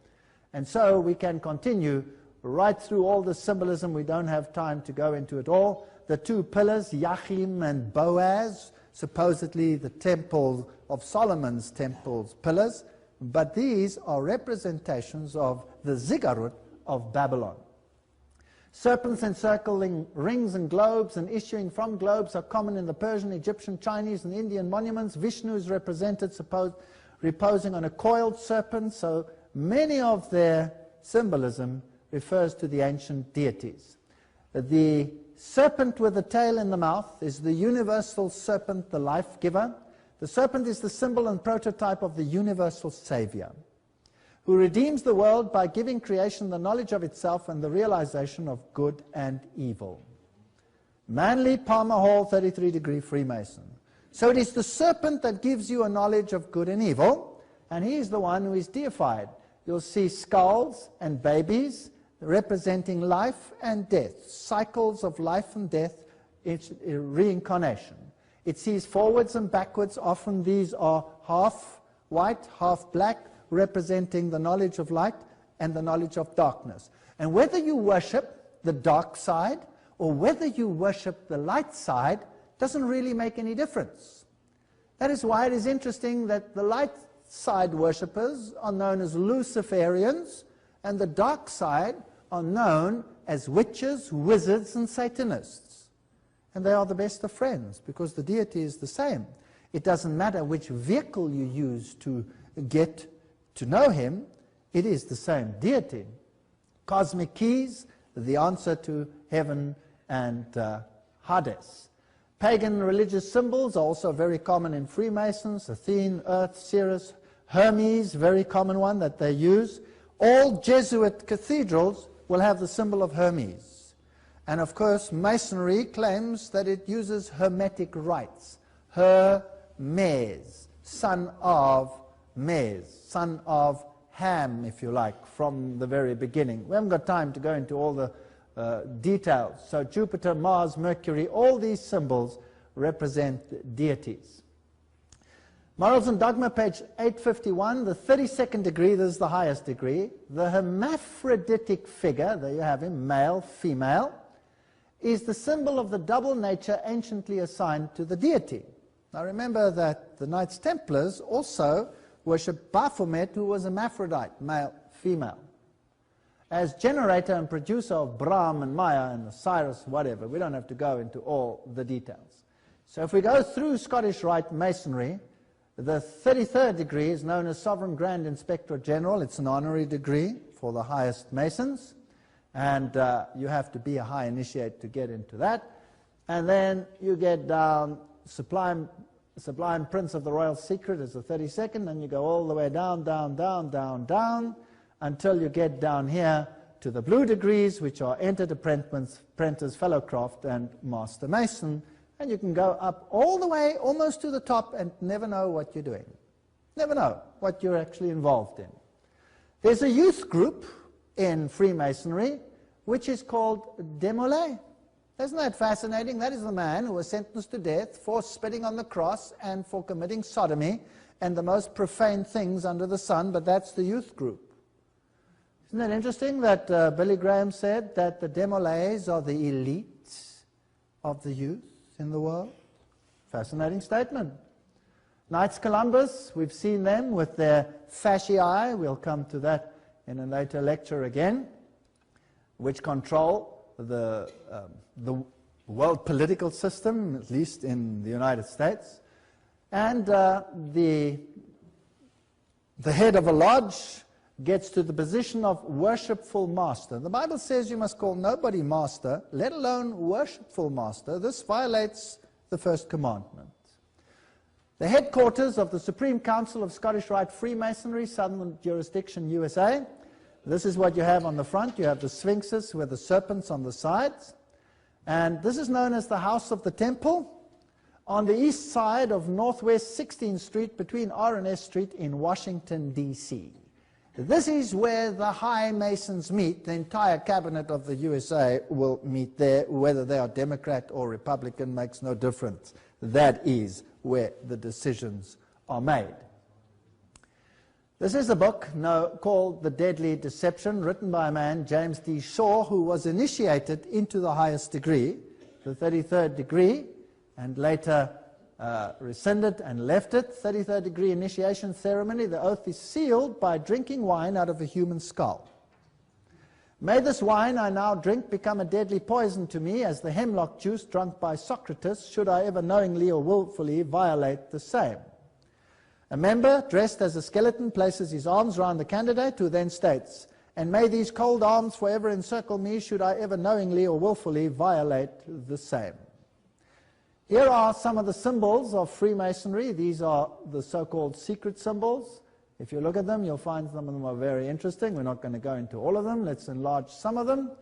If you thought that had something to do with Volkswagen, I suggest you think again. Those are the two V's, one inside the other, representing the union of the two deities. And if you thought that was the heart of the Union Jack, then you will know now that the Union Jack means that Great Britain is a Masonically controlled country. So is its religion, as we will see. These are all symbols of, this is Aquarius, for example. If you thought that was the Star of David, then ask yourself why before Masonry was around, there was no Star of David. And these symbols over here, of course, very, very prominent. We haven't got time to go into all of these.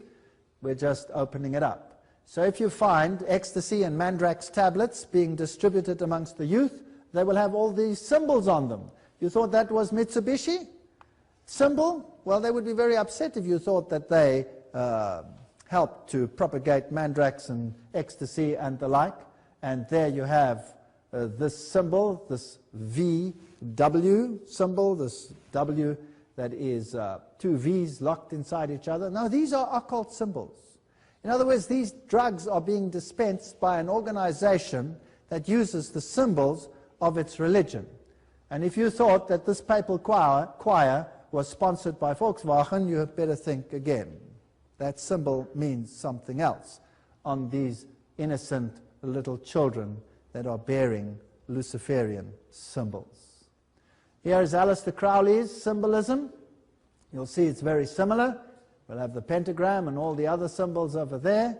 The G, you will notice that that is basically the basic structure, and you can fill it in, and then you can have a pentagram. You can have it that way around, or you could have it the other way around, depending on which you want it. That would be the goat of Mendes. That would be the dark side. Also, unfortunately, sorry ladies, the female side. And that would be the male representation. Let's ask the Dictionary of Mysticism to tell us what this means. The pentagram is considered by occultists to be the most potent means of conjuring spirits. When a single point of the star points upward, it is regarded as the sign of the good, and it means to conjure benevolent spirits. When a single point points down and a pair of points are on the top, it is the sign of the evil, Satan, and is used to conjure up powers of evil. That's what it says. It's interesting that this symbol is, of course, used everywhere in the world, including most of the flags. Let's ask another source, Encyclopedia of Freemasonry. You won't get a better source than that. Freemasons of the United States have by tacit consent referred to it, the pentagram, as a symbol of the 5 points of fellowship. So it's the Pentathlon of Pythagoras, the science of the Magi. The Pentathlon is called the holy and mysterious pentagram. It's the star of the magicians. So this is occultism. You've got it all over your flags. Very interesting. Double triangles and so forth. You have male, female, good, evil, Adam, Kadmon, all these symbols, a divine man, and now we get to the point where we start revealing what they actually mean. And may God help us as we continue along this road and find out what the hidden agenda of this Freemasonry actually is.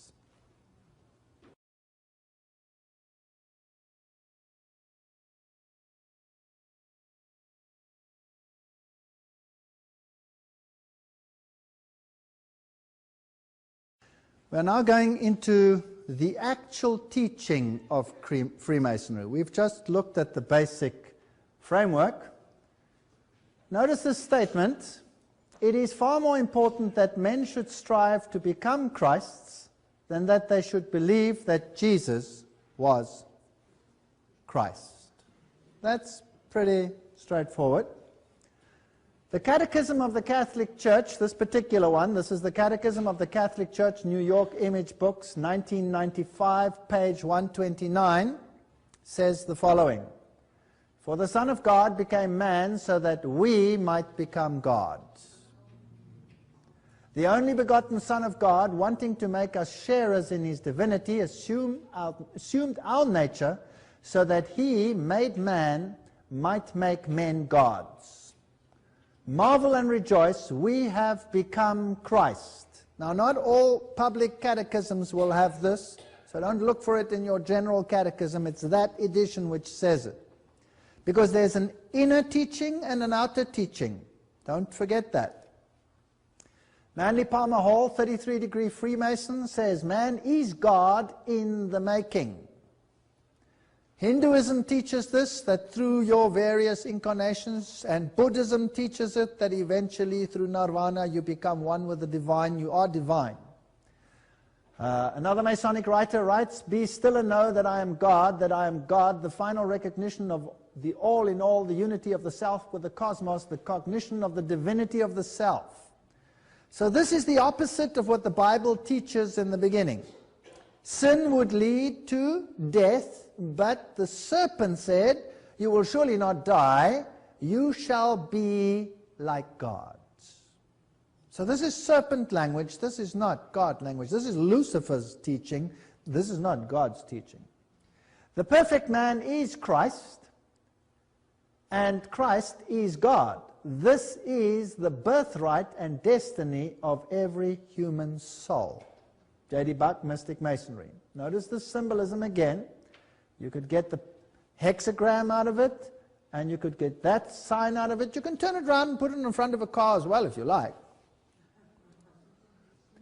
A triangle with a point down represents the deity and is called the deity's triangle or the master triangle. With a point up it is called the earthly triangle, pyramid triangle, or the fire triangle, and this emblem symbolizes the perfect or divine man. So when a religion uses these triangles, in Kabbalism they are saying we are divine. So the Star of David is a in-your-face God, we are divine. That's a terrible statement I'm making here tonight. That's a terrible statement. With a point upwards, the equatorial triangle stands for Shiva, the destroyer, and signifies the flame which rises upward from the funeral pyre towards heaven. The symbol is familiar to us, the Masons, in several degrees, notably the 30th degree. Notice the higher degrees get initiated into what is going on. This is Ward, Freemasonry, and the ancient gods. So Shiva is the god who is there represented. We'll come to that in a moment. So when you see a symbol like this, it's not as simple as it sounds. This is Kilbourne Platt, showing that higher historical markers, these states are all dedicated Masonically. The double-headed eagle we've dealt with already. The 32nd degree makes the double-headed eagle its particular emblem, and of course also of the 33rd degree. In this sign we conquer is what it says over here. The Maltese cross, also the crown with the cross in it, are Masonic symbols, and you will find it is the symbol of many churches, particularly Pentecostal churches. Then you have various co-Masonry degrees. For example, this is the symbol used by the Order of the Eastern Star, which is female Freemasonry, which is of course run by male Freemasonry.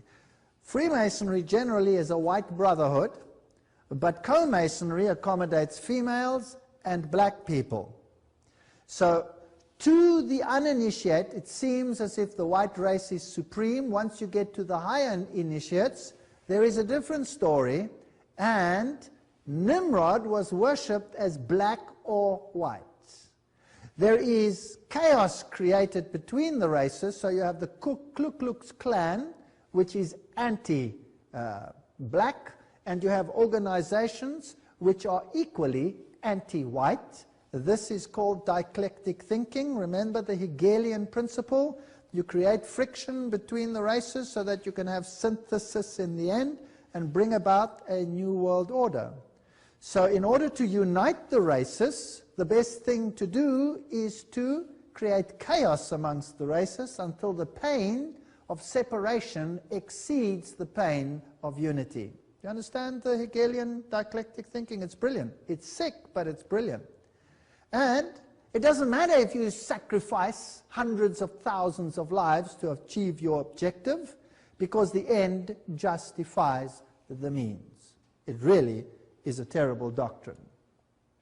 So if we go to co-Masonry, this is the symbol of co-Masonry. Are the symbols, words, and other Masonic expressions also found within the occult? Yes, they are. They are also used in the Golden Dawn and other societies. As we say, here is the Order of the Eastern Star. Here is their main center, the international headquarters, also known as the International Temple. That is where it is, in Washington, D.C. And this is Prince Hall Freemasonry. This is black Freemasonry. And very often the Masons themselves do not know about all these sub-organizations. So if you go up the ranks of Prince Hall Freemasonry, then you will find Knights Templars up there, for example. Knight Templar, well, that tells you something, right? So they really use these names. These are this is their own page, so this is not something that has been thought up. And the very, very highest individuals in the black world, for example, are Prince Hall Freemasons. Might I mention a name, Nelson Mandela, if you're interested? This is what they look like. So there's no such thing as it just being a white brotherhood, although each one of the groups is individually often non-informed. This is the levels. These are the levels in Freemasonry, and we can fill them in. The actual levels vary according to the source.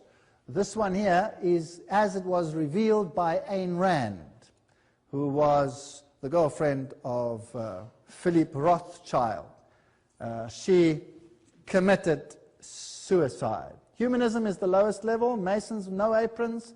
The YMCA, the whole scout movement out there, etc., forms part of Masonic organizations. Rotary, the Lions, the Oddfellows, well, you have them right next door. The Lions, of course, use the two-headed lion, the Janus, the two-headed one, all those symbols. And these are all good organizations that appear to do very good things. Blue Masons, that's John's Masons. They have the name John again. Get very nervous when you hear it. York Rite, Scottish Rite, Communism, B'nai B'rith, Jewish Masonry, Council of 500, Council of 33, Council of 500, also known as the Bilderbergers, if you like, the Council of 13.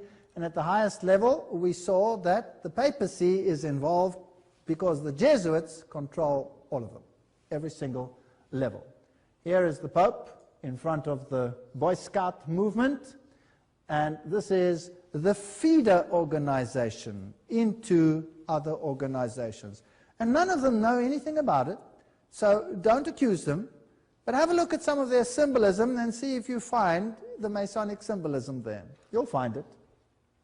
Female Masons that were very prominent, of course, Helena Petrovna Blavatsky, founder of the Theosophical Society, Annie Besant, Alice A. Bailey, and Alice A. Bailey, her husband, was Foster. He was a 32-degree Freemason and part of co-Masonry. They started a publishing company known as Lucifer Trust, which they later changed to Lucis Trust. This is Helena Petrovna Blavatsky. This one over here is Alice A. Bailey.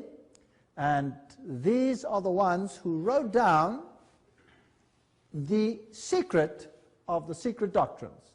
Of course, once they achieved the highest degrees, then they would have to be male. So Annie Besant is known as Brother Annie Besant, 33-degree Freemason.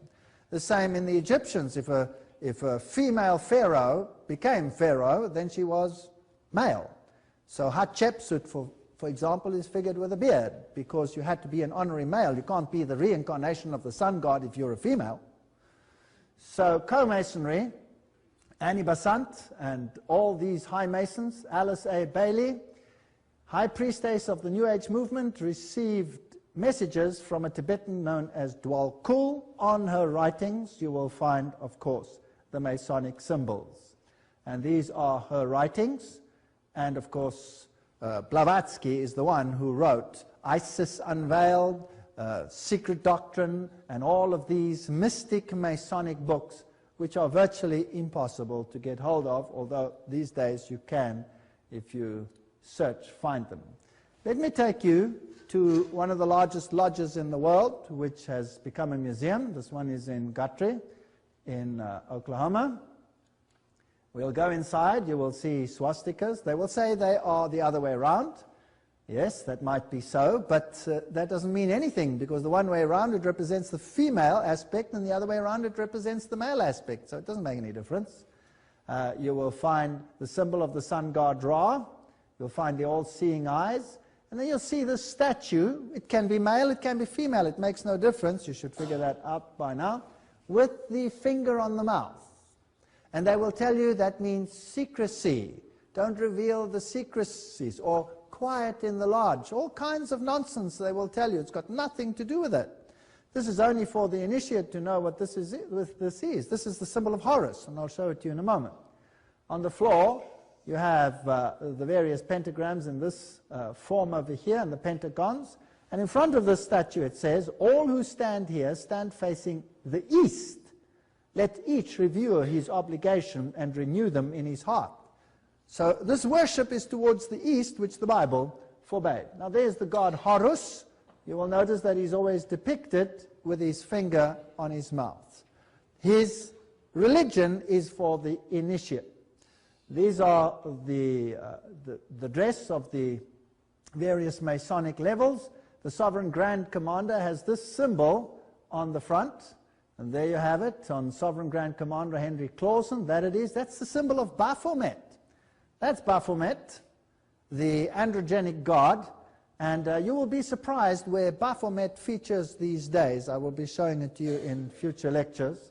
And of course, it's also on the building over here, which is the headquarters of the Mother Supreme Council of the world, Washington, D.C., where the Constitution for the New World Order has already been written, right there. That's Baphomet, and this is how the symbolism was also used by Alice A. Crowley. In the lodge, you will find IHS. I showed you that was the symbolism for the Jesuit order, Isis, Horus, Set. This stained glass window, in the light, it is, in the day, it is white. In the night, it becomes black, a very special technique. And if you know that Osiris was worshipped as black or white, then that explains the story. They have an Egyptian room with all the symbolism that goes along with it. They have an Assyrian room because they represent all the ancient religions. Here is a statue of Albert Pike. It's called the Albert Pike Lodge, number 162. To study and seek to interpret correctly the symbols of the universe is the work of the sage and the philosopher. It is to decipher the writing of God. Albert Pike. Now here is his book, Morals and Dogma. I've scanned this in so that people don't say I'm talking hearsay. They must know I have the book. And whatever is quoted over here comes directly from him. In the Scottish Rite, the crown and scepter symbolize a man's dominion over himself. We are God. We don't need anyone else to tell us what to do. The history of man's thought is the only history worth much study. Don't worry about the other one. There's the library. I just photographed it to show you that the history of Freemasonry and the Encyclopedia of Freemasonry are genuine books. The New Age magazine has been replaced by Scottish Rite magazine. There's also the symbol over there that we spoke about earlier. And it is to himself alone that man can find enduring happiness. We are our own savior. Again, in this lodge, you will have Jacques de Molay honored. Rosicrucianism, the cross on the rose. The one who really suffered was Osiris, not Jesus Christ. And there you have the mystic Tao and other symbolism like the lion with eagle wings, symbol of Babylon. And here you have the double-headed eagle in its original black-white form representing the two deities. This is the cornucopia. What does it stand for? It is the symbol of many political organizations. It was the symbol of the organization that expanded and used apartheid. It was the symbol of the National Party in Southern Africa. It's interesting. So, what were they? Let's ask what the cornucopia means. The cornucopia, or horn of plenty, was double-sexed in symbolism. The horn was masculine and the inside was feminine. The fruit inside symbolized productiveness of the female. It's a sex symbol, again, the union of Isis and Osiris. So when we look at these deities, remember that's Horus, Isis. She's the one who stands on the serpent. Mary is the one who stands in Catholicism on the serpent. And Dionysius as a child is just the same thing. These gods came in the hexagram, in the hexagon, etc. They came in the square. This is the god Harpocrates, or if you like, Horus. There he has the cornucopia in his hand, and the finger is broken off. That points to the mouth, as per usual. Here's another Masonic lodge. Inside, you'll have the same symbolism. You'll have yin-yang signs up against the ceilings. This is the blue room. And there are only 3 lights in a lodge because the north is the place of darkness. Now, if you know your Bibles, you will know that the north is where the throne of God is. That's the source of darkness. Something's upside down. And the various rooms used by the Scottish Rite and the York Rite, etc., two pillars always representing Yachim and Boaz. On top of it, you'll see the signs of the zodiac. And there they are. This shows you what this is. Astrology is a science demanding respect of the scholar, notwithstanding its designation as a black art. And in a reflective sense and an occult science, this science was known to the ancients as the divine art, Encyclopedia of Freemasonry. So astrology is uplifted by Freemasonry, although the Bible condemns it. Right. From that science, many of the most significant emblems are borrowed. The lodge itself is a representation of the world. It is adorned with the images of sun, moon, and stars. And we can go through the astrological symbols and see that they represent phallic worship as well, made prominent part of the mysteries. These are all Masonic sources. Here's another, the Red Room, Freemason initiation ceremonies we saw are identical to how Loyola presented himself to the Pope. So they come directly from the Jesuit rituals. Some of the pomp and grandeur of the lodge you will find represented in the parliaments of the world. The symbolisms, this one is very prominent, and you will see many organizations use it. Sports people use it. Why? Because the sports companies and the sports superstructures are all Masonically controlled. And some of the hand signals, we're not going to go into that. We're going to stick to quotes. Now let's ask them directly. We've seen it in symbolism. We've seen it suggested. You can figure it out if you're really interested, but most people don't actually get there. So let's ask at the higher degree level, tell us directly, who do you worship? Who is the god of Masonry? Eliphas Levi, Mystery of Magic. What is more absurd and more impious than to attribute the name Lucifer to the devil? That is, to personified evil. The intellectual Lucifer is the spirit of intelligence and love. It is the Paraklete, the advocate. Isn't that interesting? It is the Holy Spirit, where the physical Lucifer is the great angel of universal magnetism. So Lucifer is the Holy Spirit, Lucifer is the Parakletos. He is the advocate. The Bible says we have one advocate, and that is Christ Jesus. Lucifer represents life, thought, progress, civilization, liberty, independence. Lucifer is the Logos, the Word, the serpent, the Savior. This is Secret Doctrine by Elena Petrovna Blavatsky, pages 171, 225, 255, volume 2. I have them at home. If you don't want to believe me, I can send you a photocopy. It is Satan who is the god of our planet and the only God. These are pretty direct quotes. You won't get around them. Let's go to Albert Pike directly. 30-degree Freemason. Lucifer is the light bearer. Strange and mysterious name to give to the spirit of darkness. Lucifer, the son of the morning. Is it he who bears the light, and with its splendor intolerable blinds feeble, sensual, or selfish souls? Doubt it not. So who's the god of Freemasonry? Lucifer. Albert Pike, Morals and Dogma. The devil is the personification of atheism or idolatry. For the initiate, it's not a person but a force. Do you know a movie where they say the force be with you? I know a movie like that.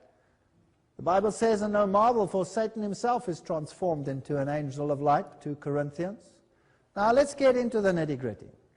This is the instruction to the 23 Supreme Councils of the world, given in 1889, and it reads as follows. Albert Pike, the head of Scottish Freemasonry and the founder of that Bible of Freemasonry. That which we must say to a crowd is, we worship a God, but it is the God one adores without superstition. To you, sovereign grand inspectors general, take note of this quote. I'm going to go a bit slower here. To you, sovereign grand inspectors general, we say this, that you may repeat it to the brethren of the 32nd, 31st, and 30th degree. Notice it says may. It doesn't mean that they do. It means you may. 32nd, 31st, and 30th degree.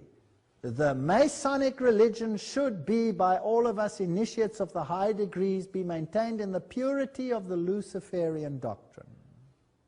If Lucifer were not God, would Adonai, that's the other one, that's Jesus if you like, whose deeds prove his cruelty, perfidy, and hatred of man. He brought the flood. He destroyed Sodom and Gomorrah, that lovely, peace-loving, old-time San Francisco. He just destroyed it. Can you believe that? And his priests culminate him. Yes, Lucifer is God, and unfortunately, Adonai is also God. Because light cannot exist without darkness, blah, blah, blah, blah. So, question. At which level should a Mason know who he's worshipping? The 30th, the 31st, the 32nd, and the 33rd degree. A 33-degree Freemason will know who he worships, yes or no? Is that clear? Okay? Now, what if I could show you who the 33-degree Freemasons of this world are? Would that change your opinion from one, wow, what a wonderful achievement, to, oops, there's something wrong here, yes or no? Do you think that is important? What if you were to find out that the greatest preachers in the world are 33-degree Freemasons? How would you react? How would you react if you found out that the politicians of the world are 33-degree Freemasons, the highest politicians in the world? How would you react? Would it change your perception somewhat? The true name of Satan, the Kabbalists say, is Yahweh reversed. For Satan is not a black god, but the negation of God. For the initiates, it's not a person, but a force. Albert Pike, Morals and Dogma, page 102. To conceive of God, the Kabbalah imagined him to be a most occult light. Albert Pike, Morals and Dogma, page 740. Here is a conjugation addressed to Emperor Lucifer. Emperor Lucifer, master and prince of the rebellious spirits, I adjure thee to leave thine abode, and whatever quarter of the world it may be situated, and come hither to communicate with me.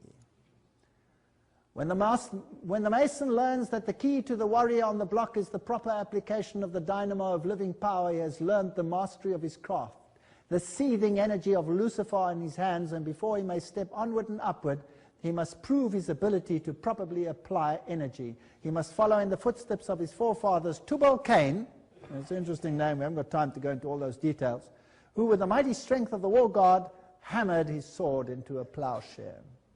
So you first create war and chaos so that people will be willing to give it up and join into one giant Luciferian empire.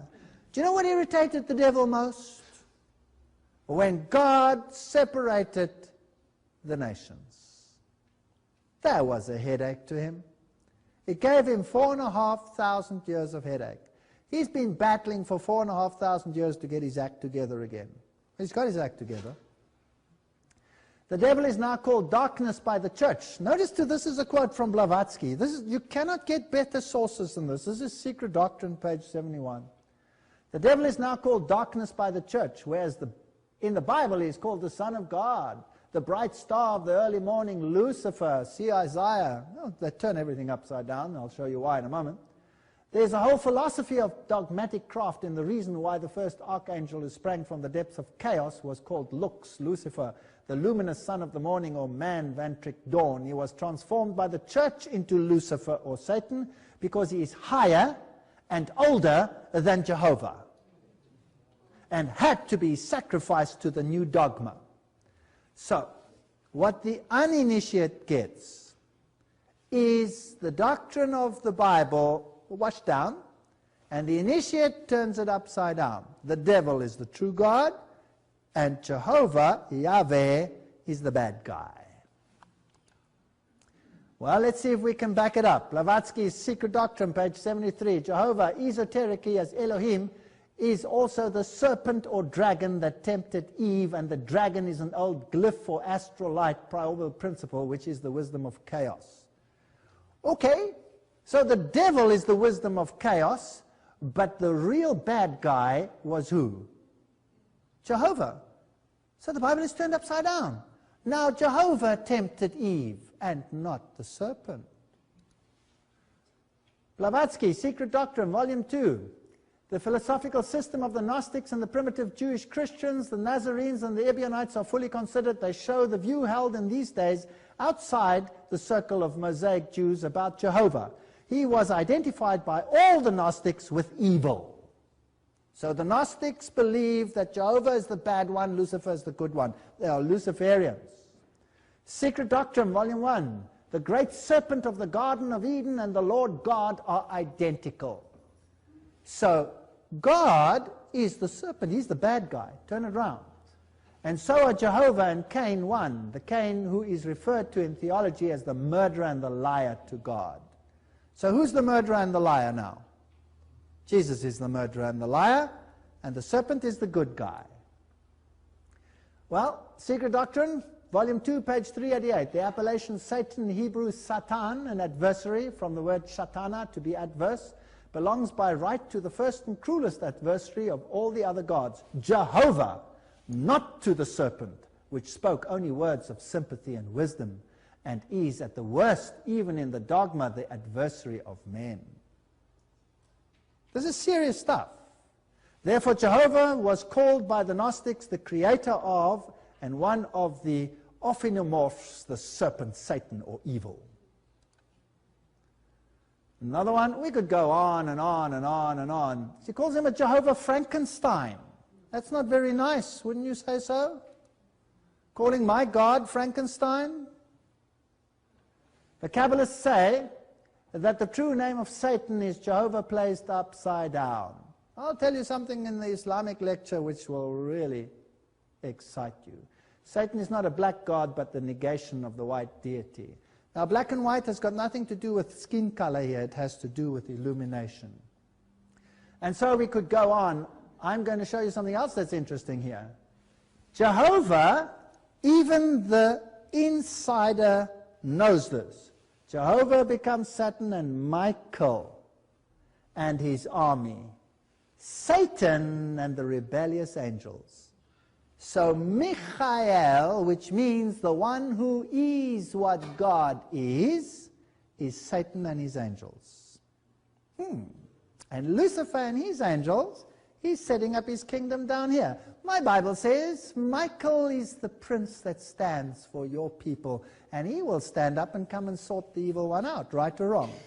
So we've turned the doctrine upside down. Michael being simply Jehovah himself, one of the subordinate spirits at best. They hate Jesus Christ. Just like the Templars, they spit on the cross. Now, if you do not believe the Blavatsky source, let's go to Morals and Dogma, the Masonic source. The deity of the Old Testament is everywhere represented as the direct author of evil. There he says exactly the same thing. I don't have to repeat it.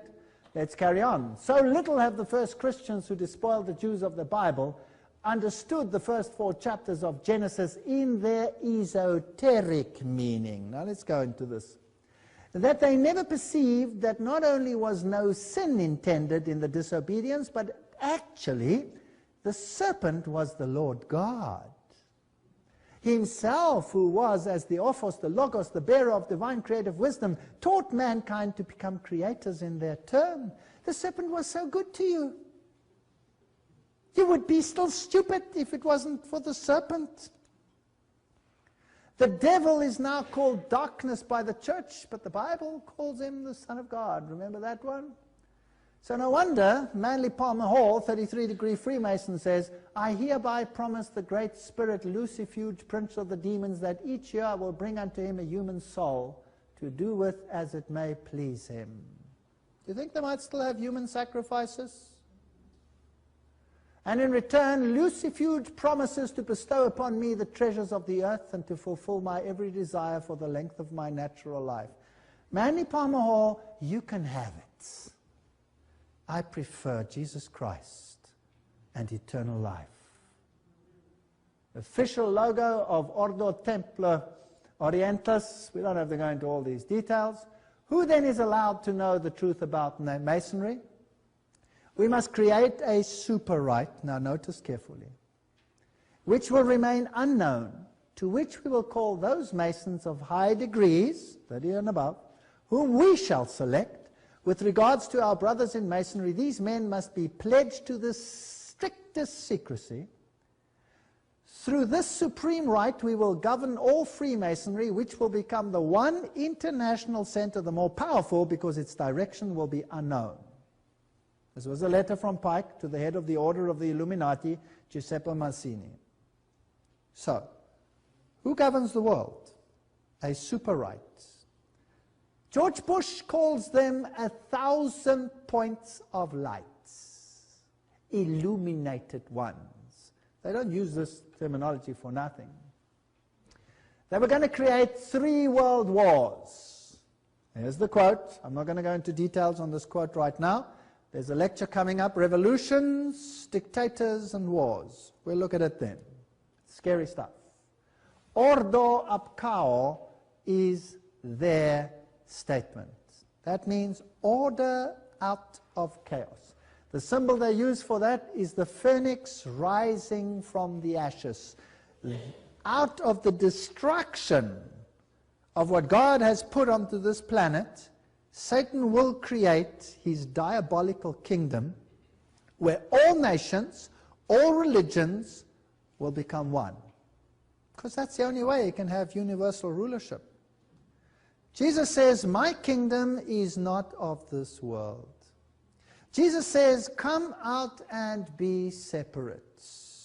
They say, come in and be inclusive or else. Wow, it's getting interesting. There's another lecture coming up. Don't miss any of these. This is amazing stuff. If you think that some have said to me, Ordo ab chaos is not a Masonic statement. I said, excuse me, I've been in the lodge and photographed their documents. There it is. Ordo ab chaos. And if you want to know how we got in there, we just walked in. And there are witnesses at the back that we didn't do this clandestinely. I just went in and I photographed it while my wife was talking to someone and keeping them busy. There it is. Ordo ab chaos. This is the main lodge in England. That's the main building. Now, I wasn't allowed to take any photographs inside. You can go into the first portions. You couldn't go into the others. But I showed you what it looks like in one of the other lodges anyway, so it doesn't make any difference. Notice that the north is the place of Masonic darkness. The east is where the worshipful master sits, representing this androgenic principle. The south is where the junior warden sits. The west is where the senior warden sits. Then there is an altar, and there are 3 Masonic lights. These are the symbols that you will find on the Masonic lodge: the compass, the set square, the triangles, the all-seeing eye, all of these. And the all-seeing eye, let's ask the Encyclopedia of Freemasonry what it stands for. So when you see it on the dollar, ask the horse's mouth. They put it there. The all-seeing eye is an all-important symbol of the Supreme Being borrowed by the Freemasons from the nations of antiquity. On the same principle, the Egyptians represented Osiris, their chief deity, by the symbol of an open eye, and placed the hieroglyphic of him in all their temples. If it's the right eye, it's masculine. If it's the left eye, it's female. Doesn't really matter which one it is. You have Isis and Osiris. That's their own source. So that's what it means on the dollar, and it means nothing else. It's the symbol that the Jesuits claim as their main symbol. So all of these symbols have an esoteric and an exoteric meaning. Now, what does that represent? That's the Tower of Babel, correct. Now, as we said, Babel was an attempt to unite all people in apostasy to God. And what did God do?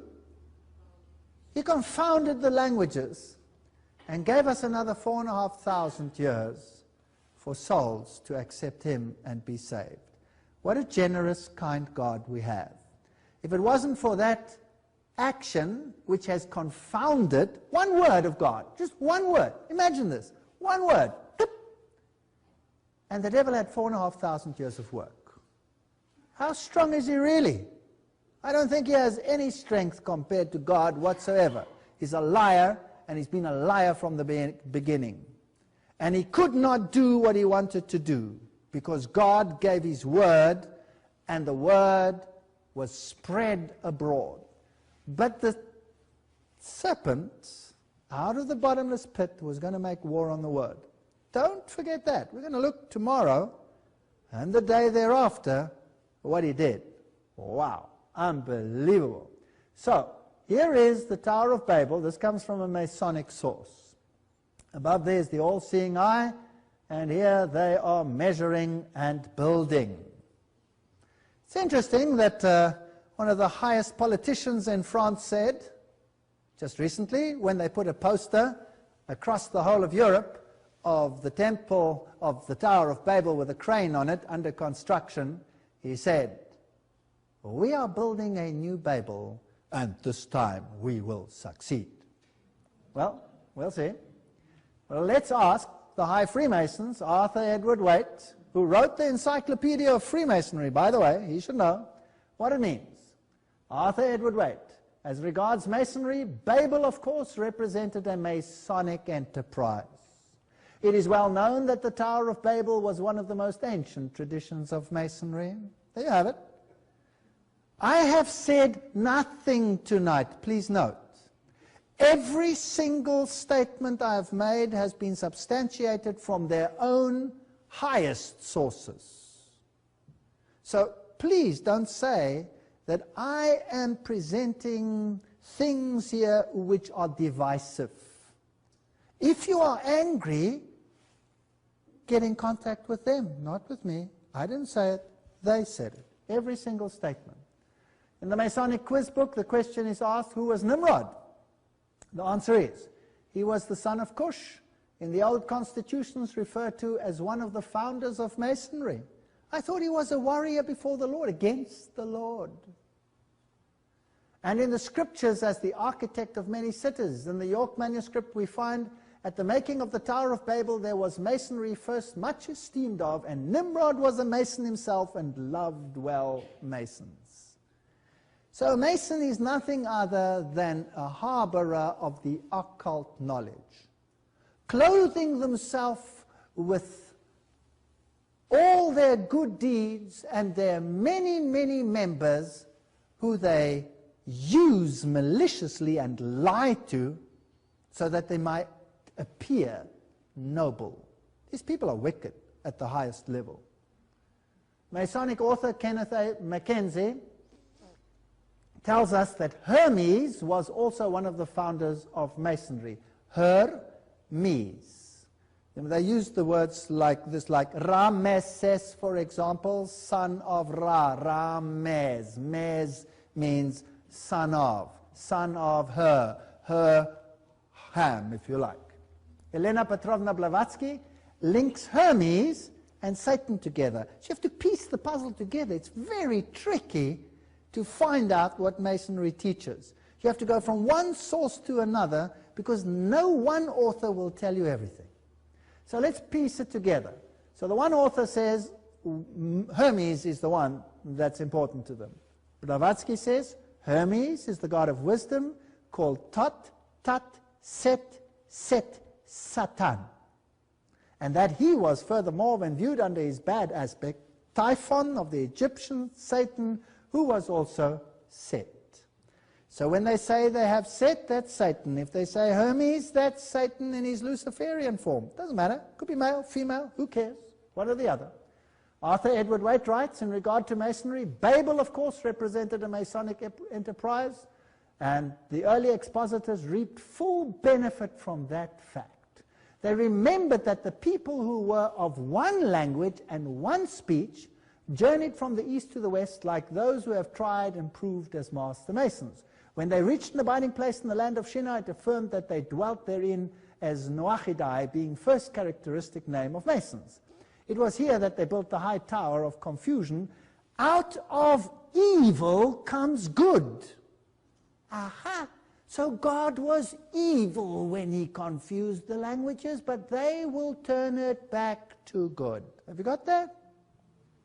And the way to achieve that is to rub them up in chaos, destroy them, use them as gun fodder, kill them, do whatever you like, make the pain of separation so great that you will beg for unity. Have you all got that? Now, who are these? Now, that's another lecture. I mustn't digress. It was here that they built the high tower of confusion. Out of evil comes good. However, and the confusions of tongues gave rise to the ancient practice of Masons conversing without the use of speech. So if you're going to confuse us with languages, we'll use symbols. So symbolism is a Masonic language. Today, people tell me, but the symbols are everywhere. Hello, what does that tell you? Who's in control? Everywhere. The Druids of Britain and Gaul had a deep knowledge concerning the mysteries of Isis and worshipped her under the symbol of the moon. The moon was chosen for Isis because of its domination over water. The Druids considered the sun to be father and moon, the mother of all things. Secret teachings of the ages.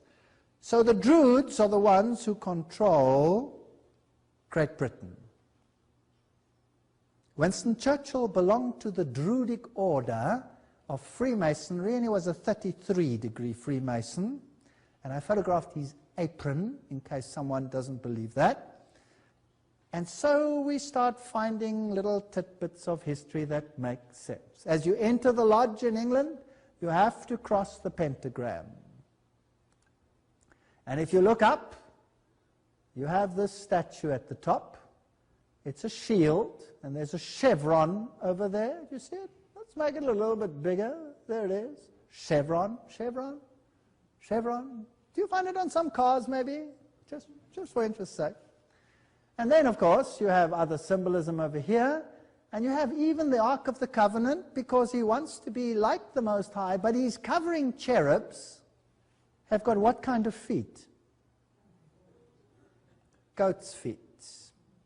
This is Satanism. That's why in Masonry you ride the goats. There are many jokes about riding the goats. There are many fun postcards. They make fun of it. They have the goats singing hymns. They have the goat doing this, riding the goat, this and that. It's a symbol of Lucifer. We'll see later that they say goats go to heaven, sheep go to hell. Interesting.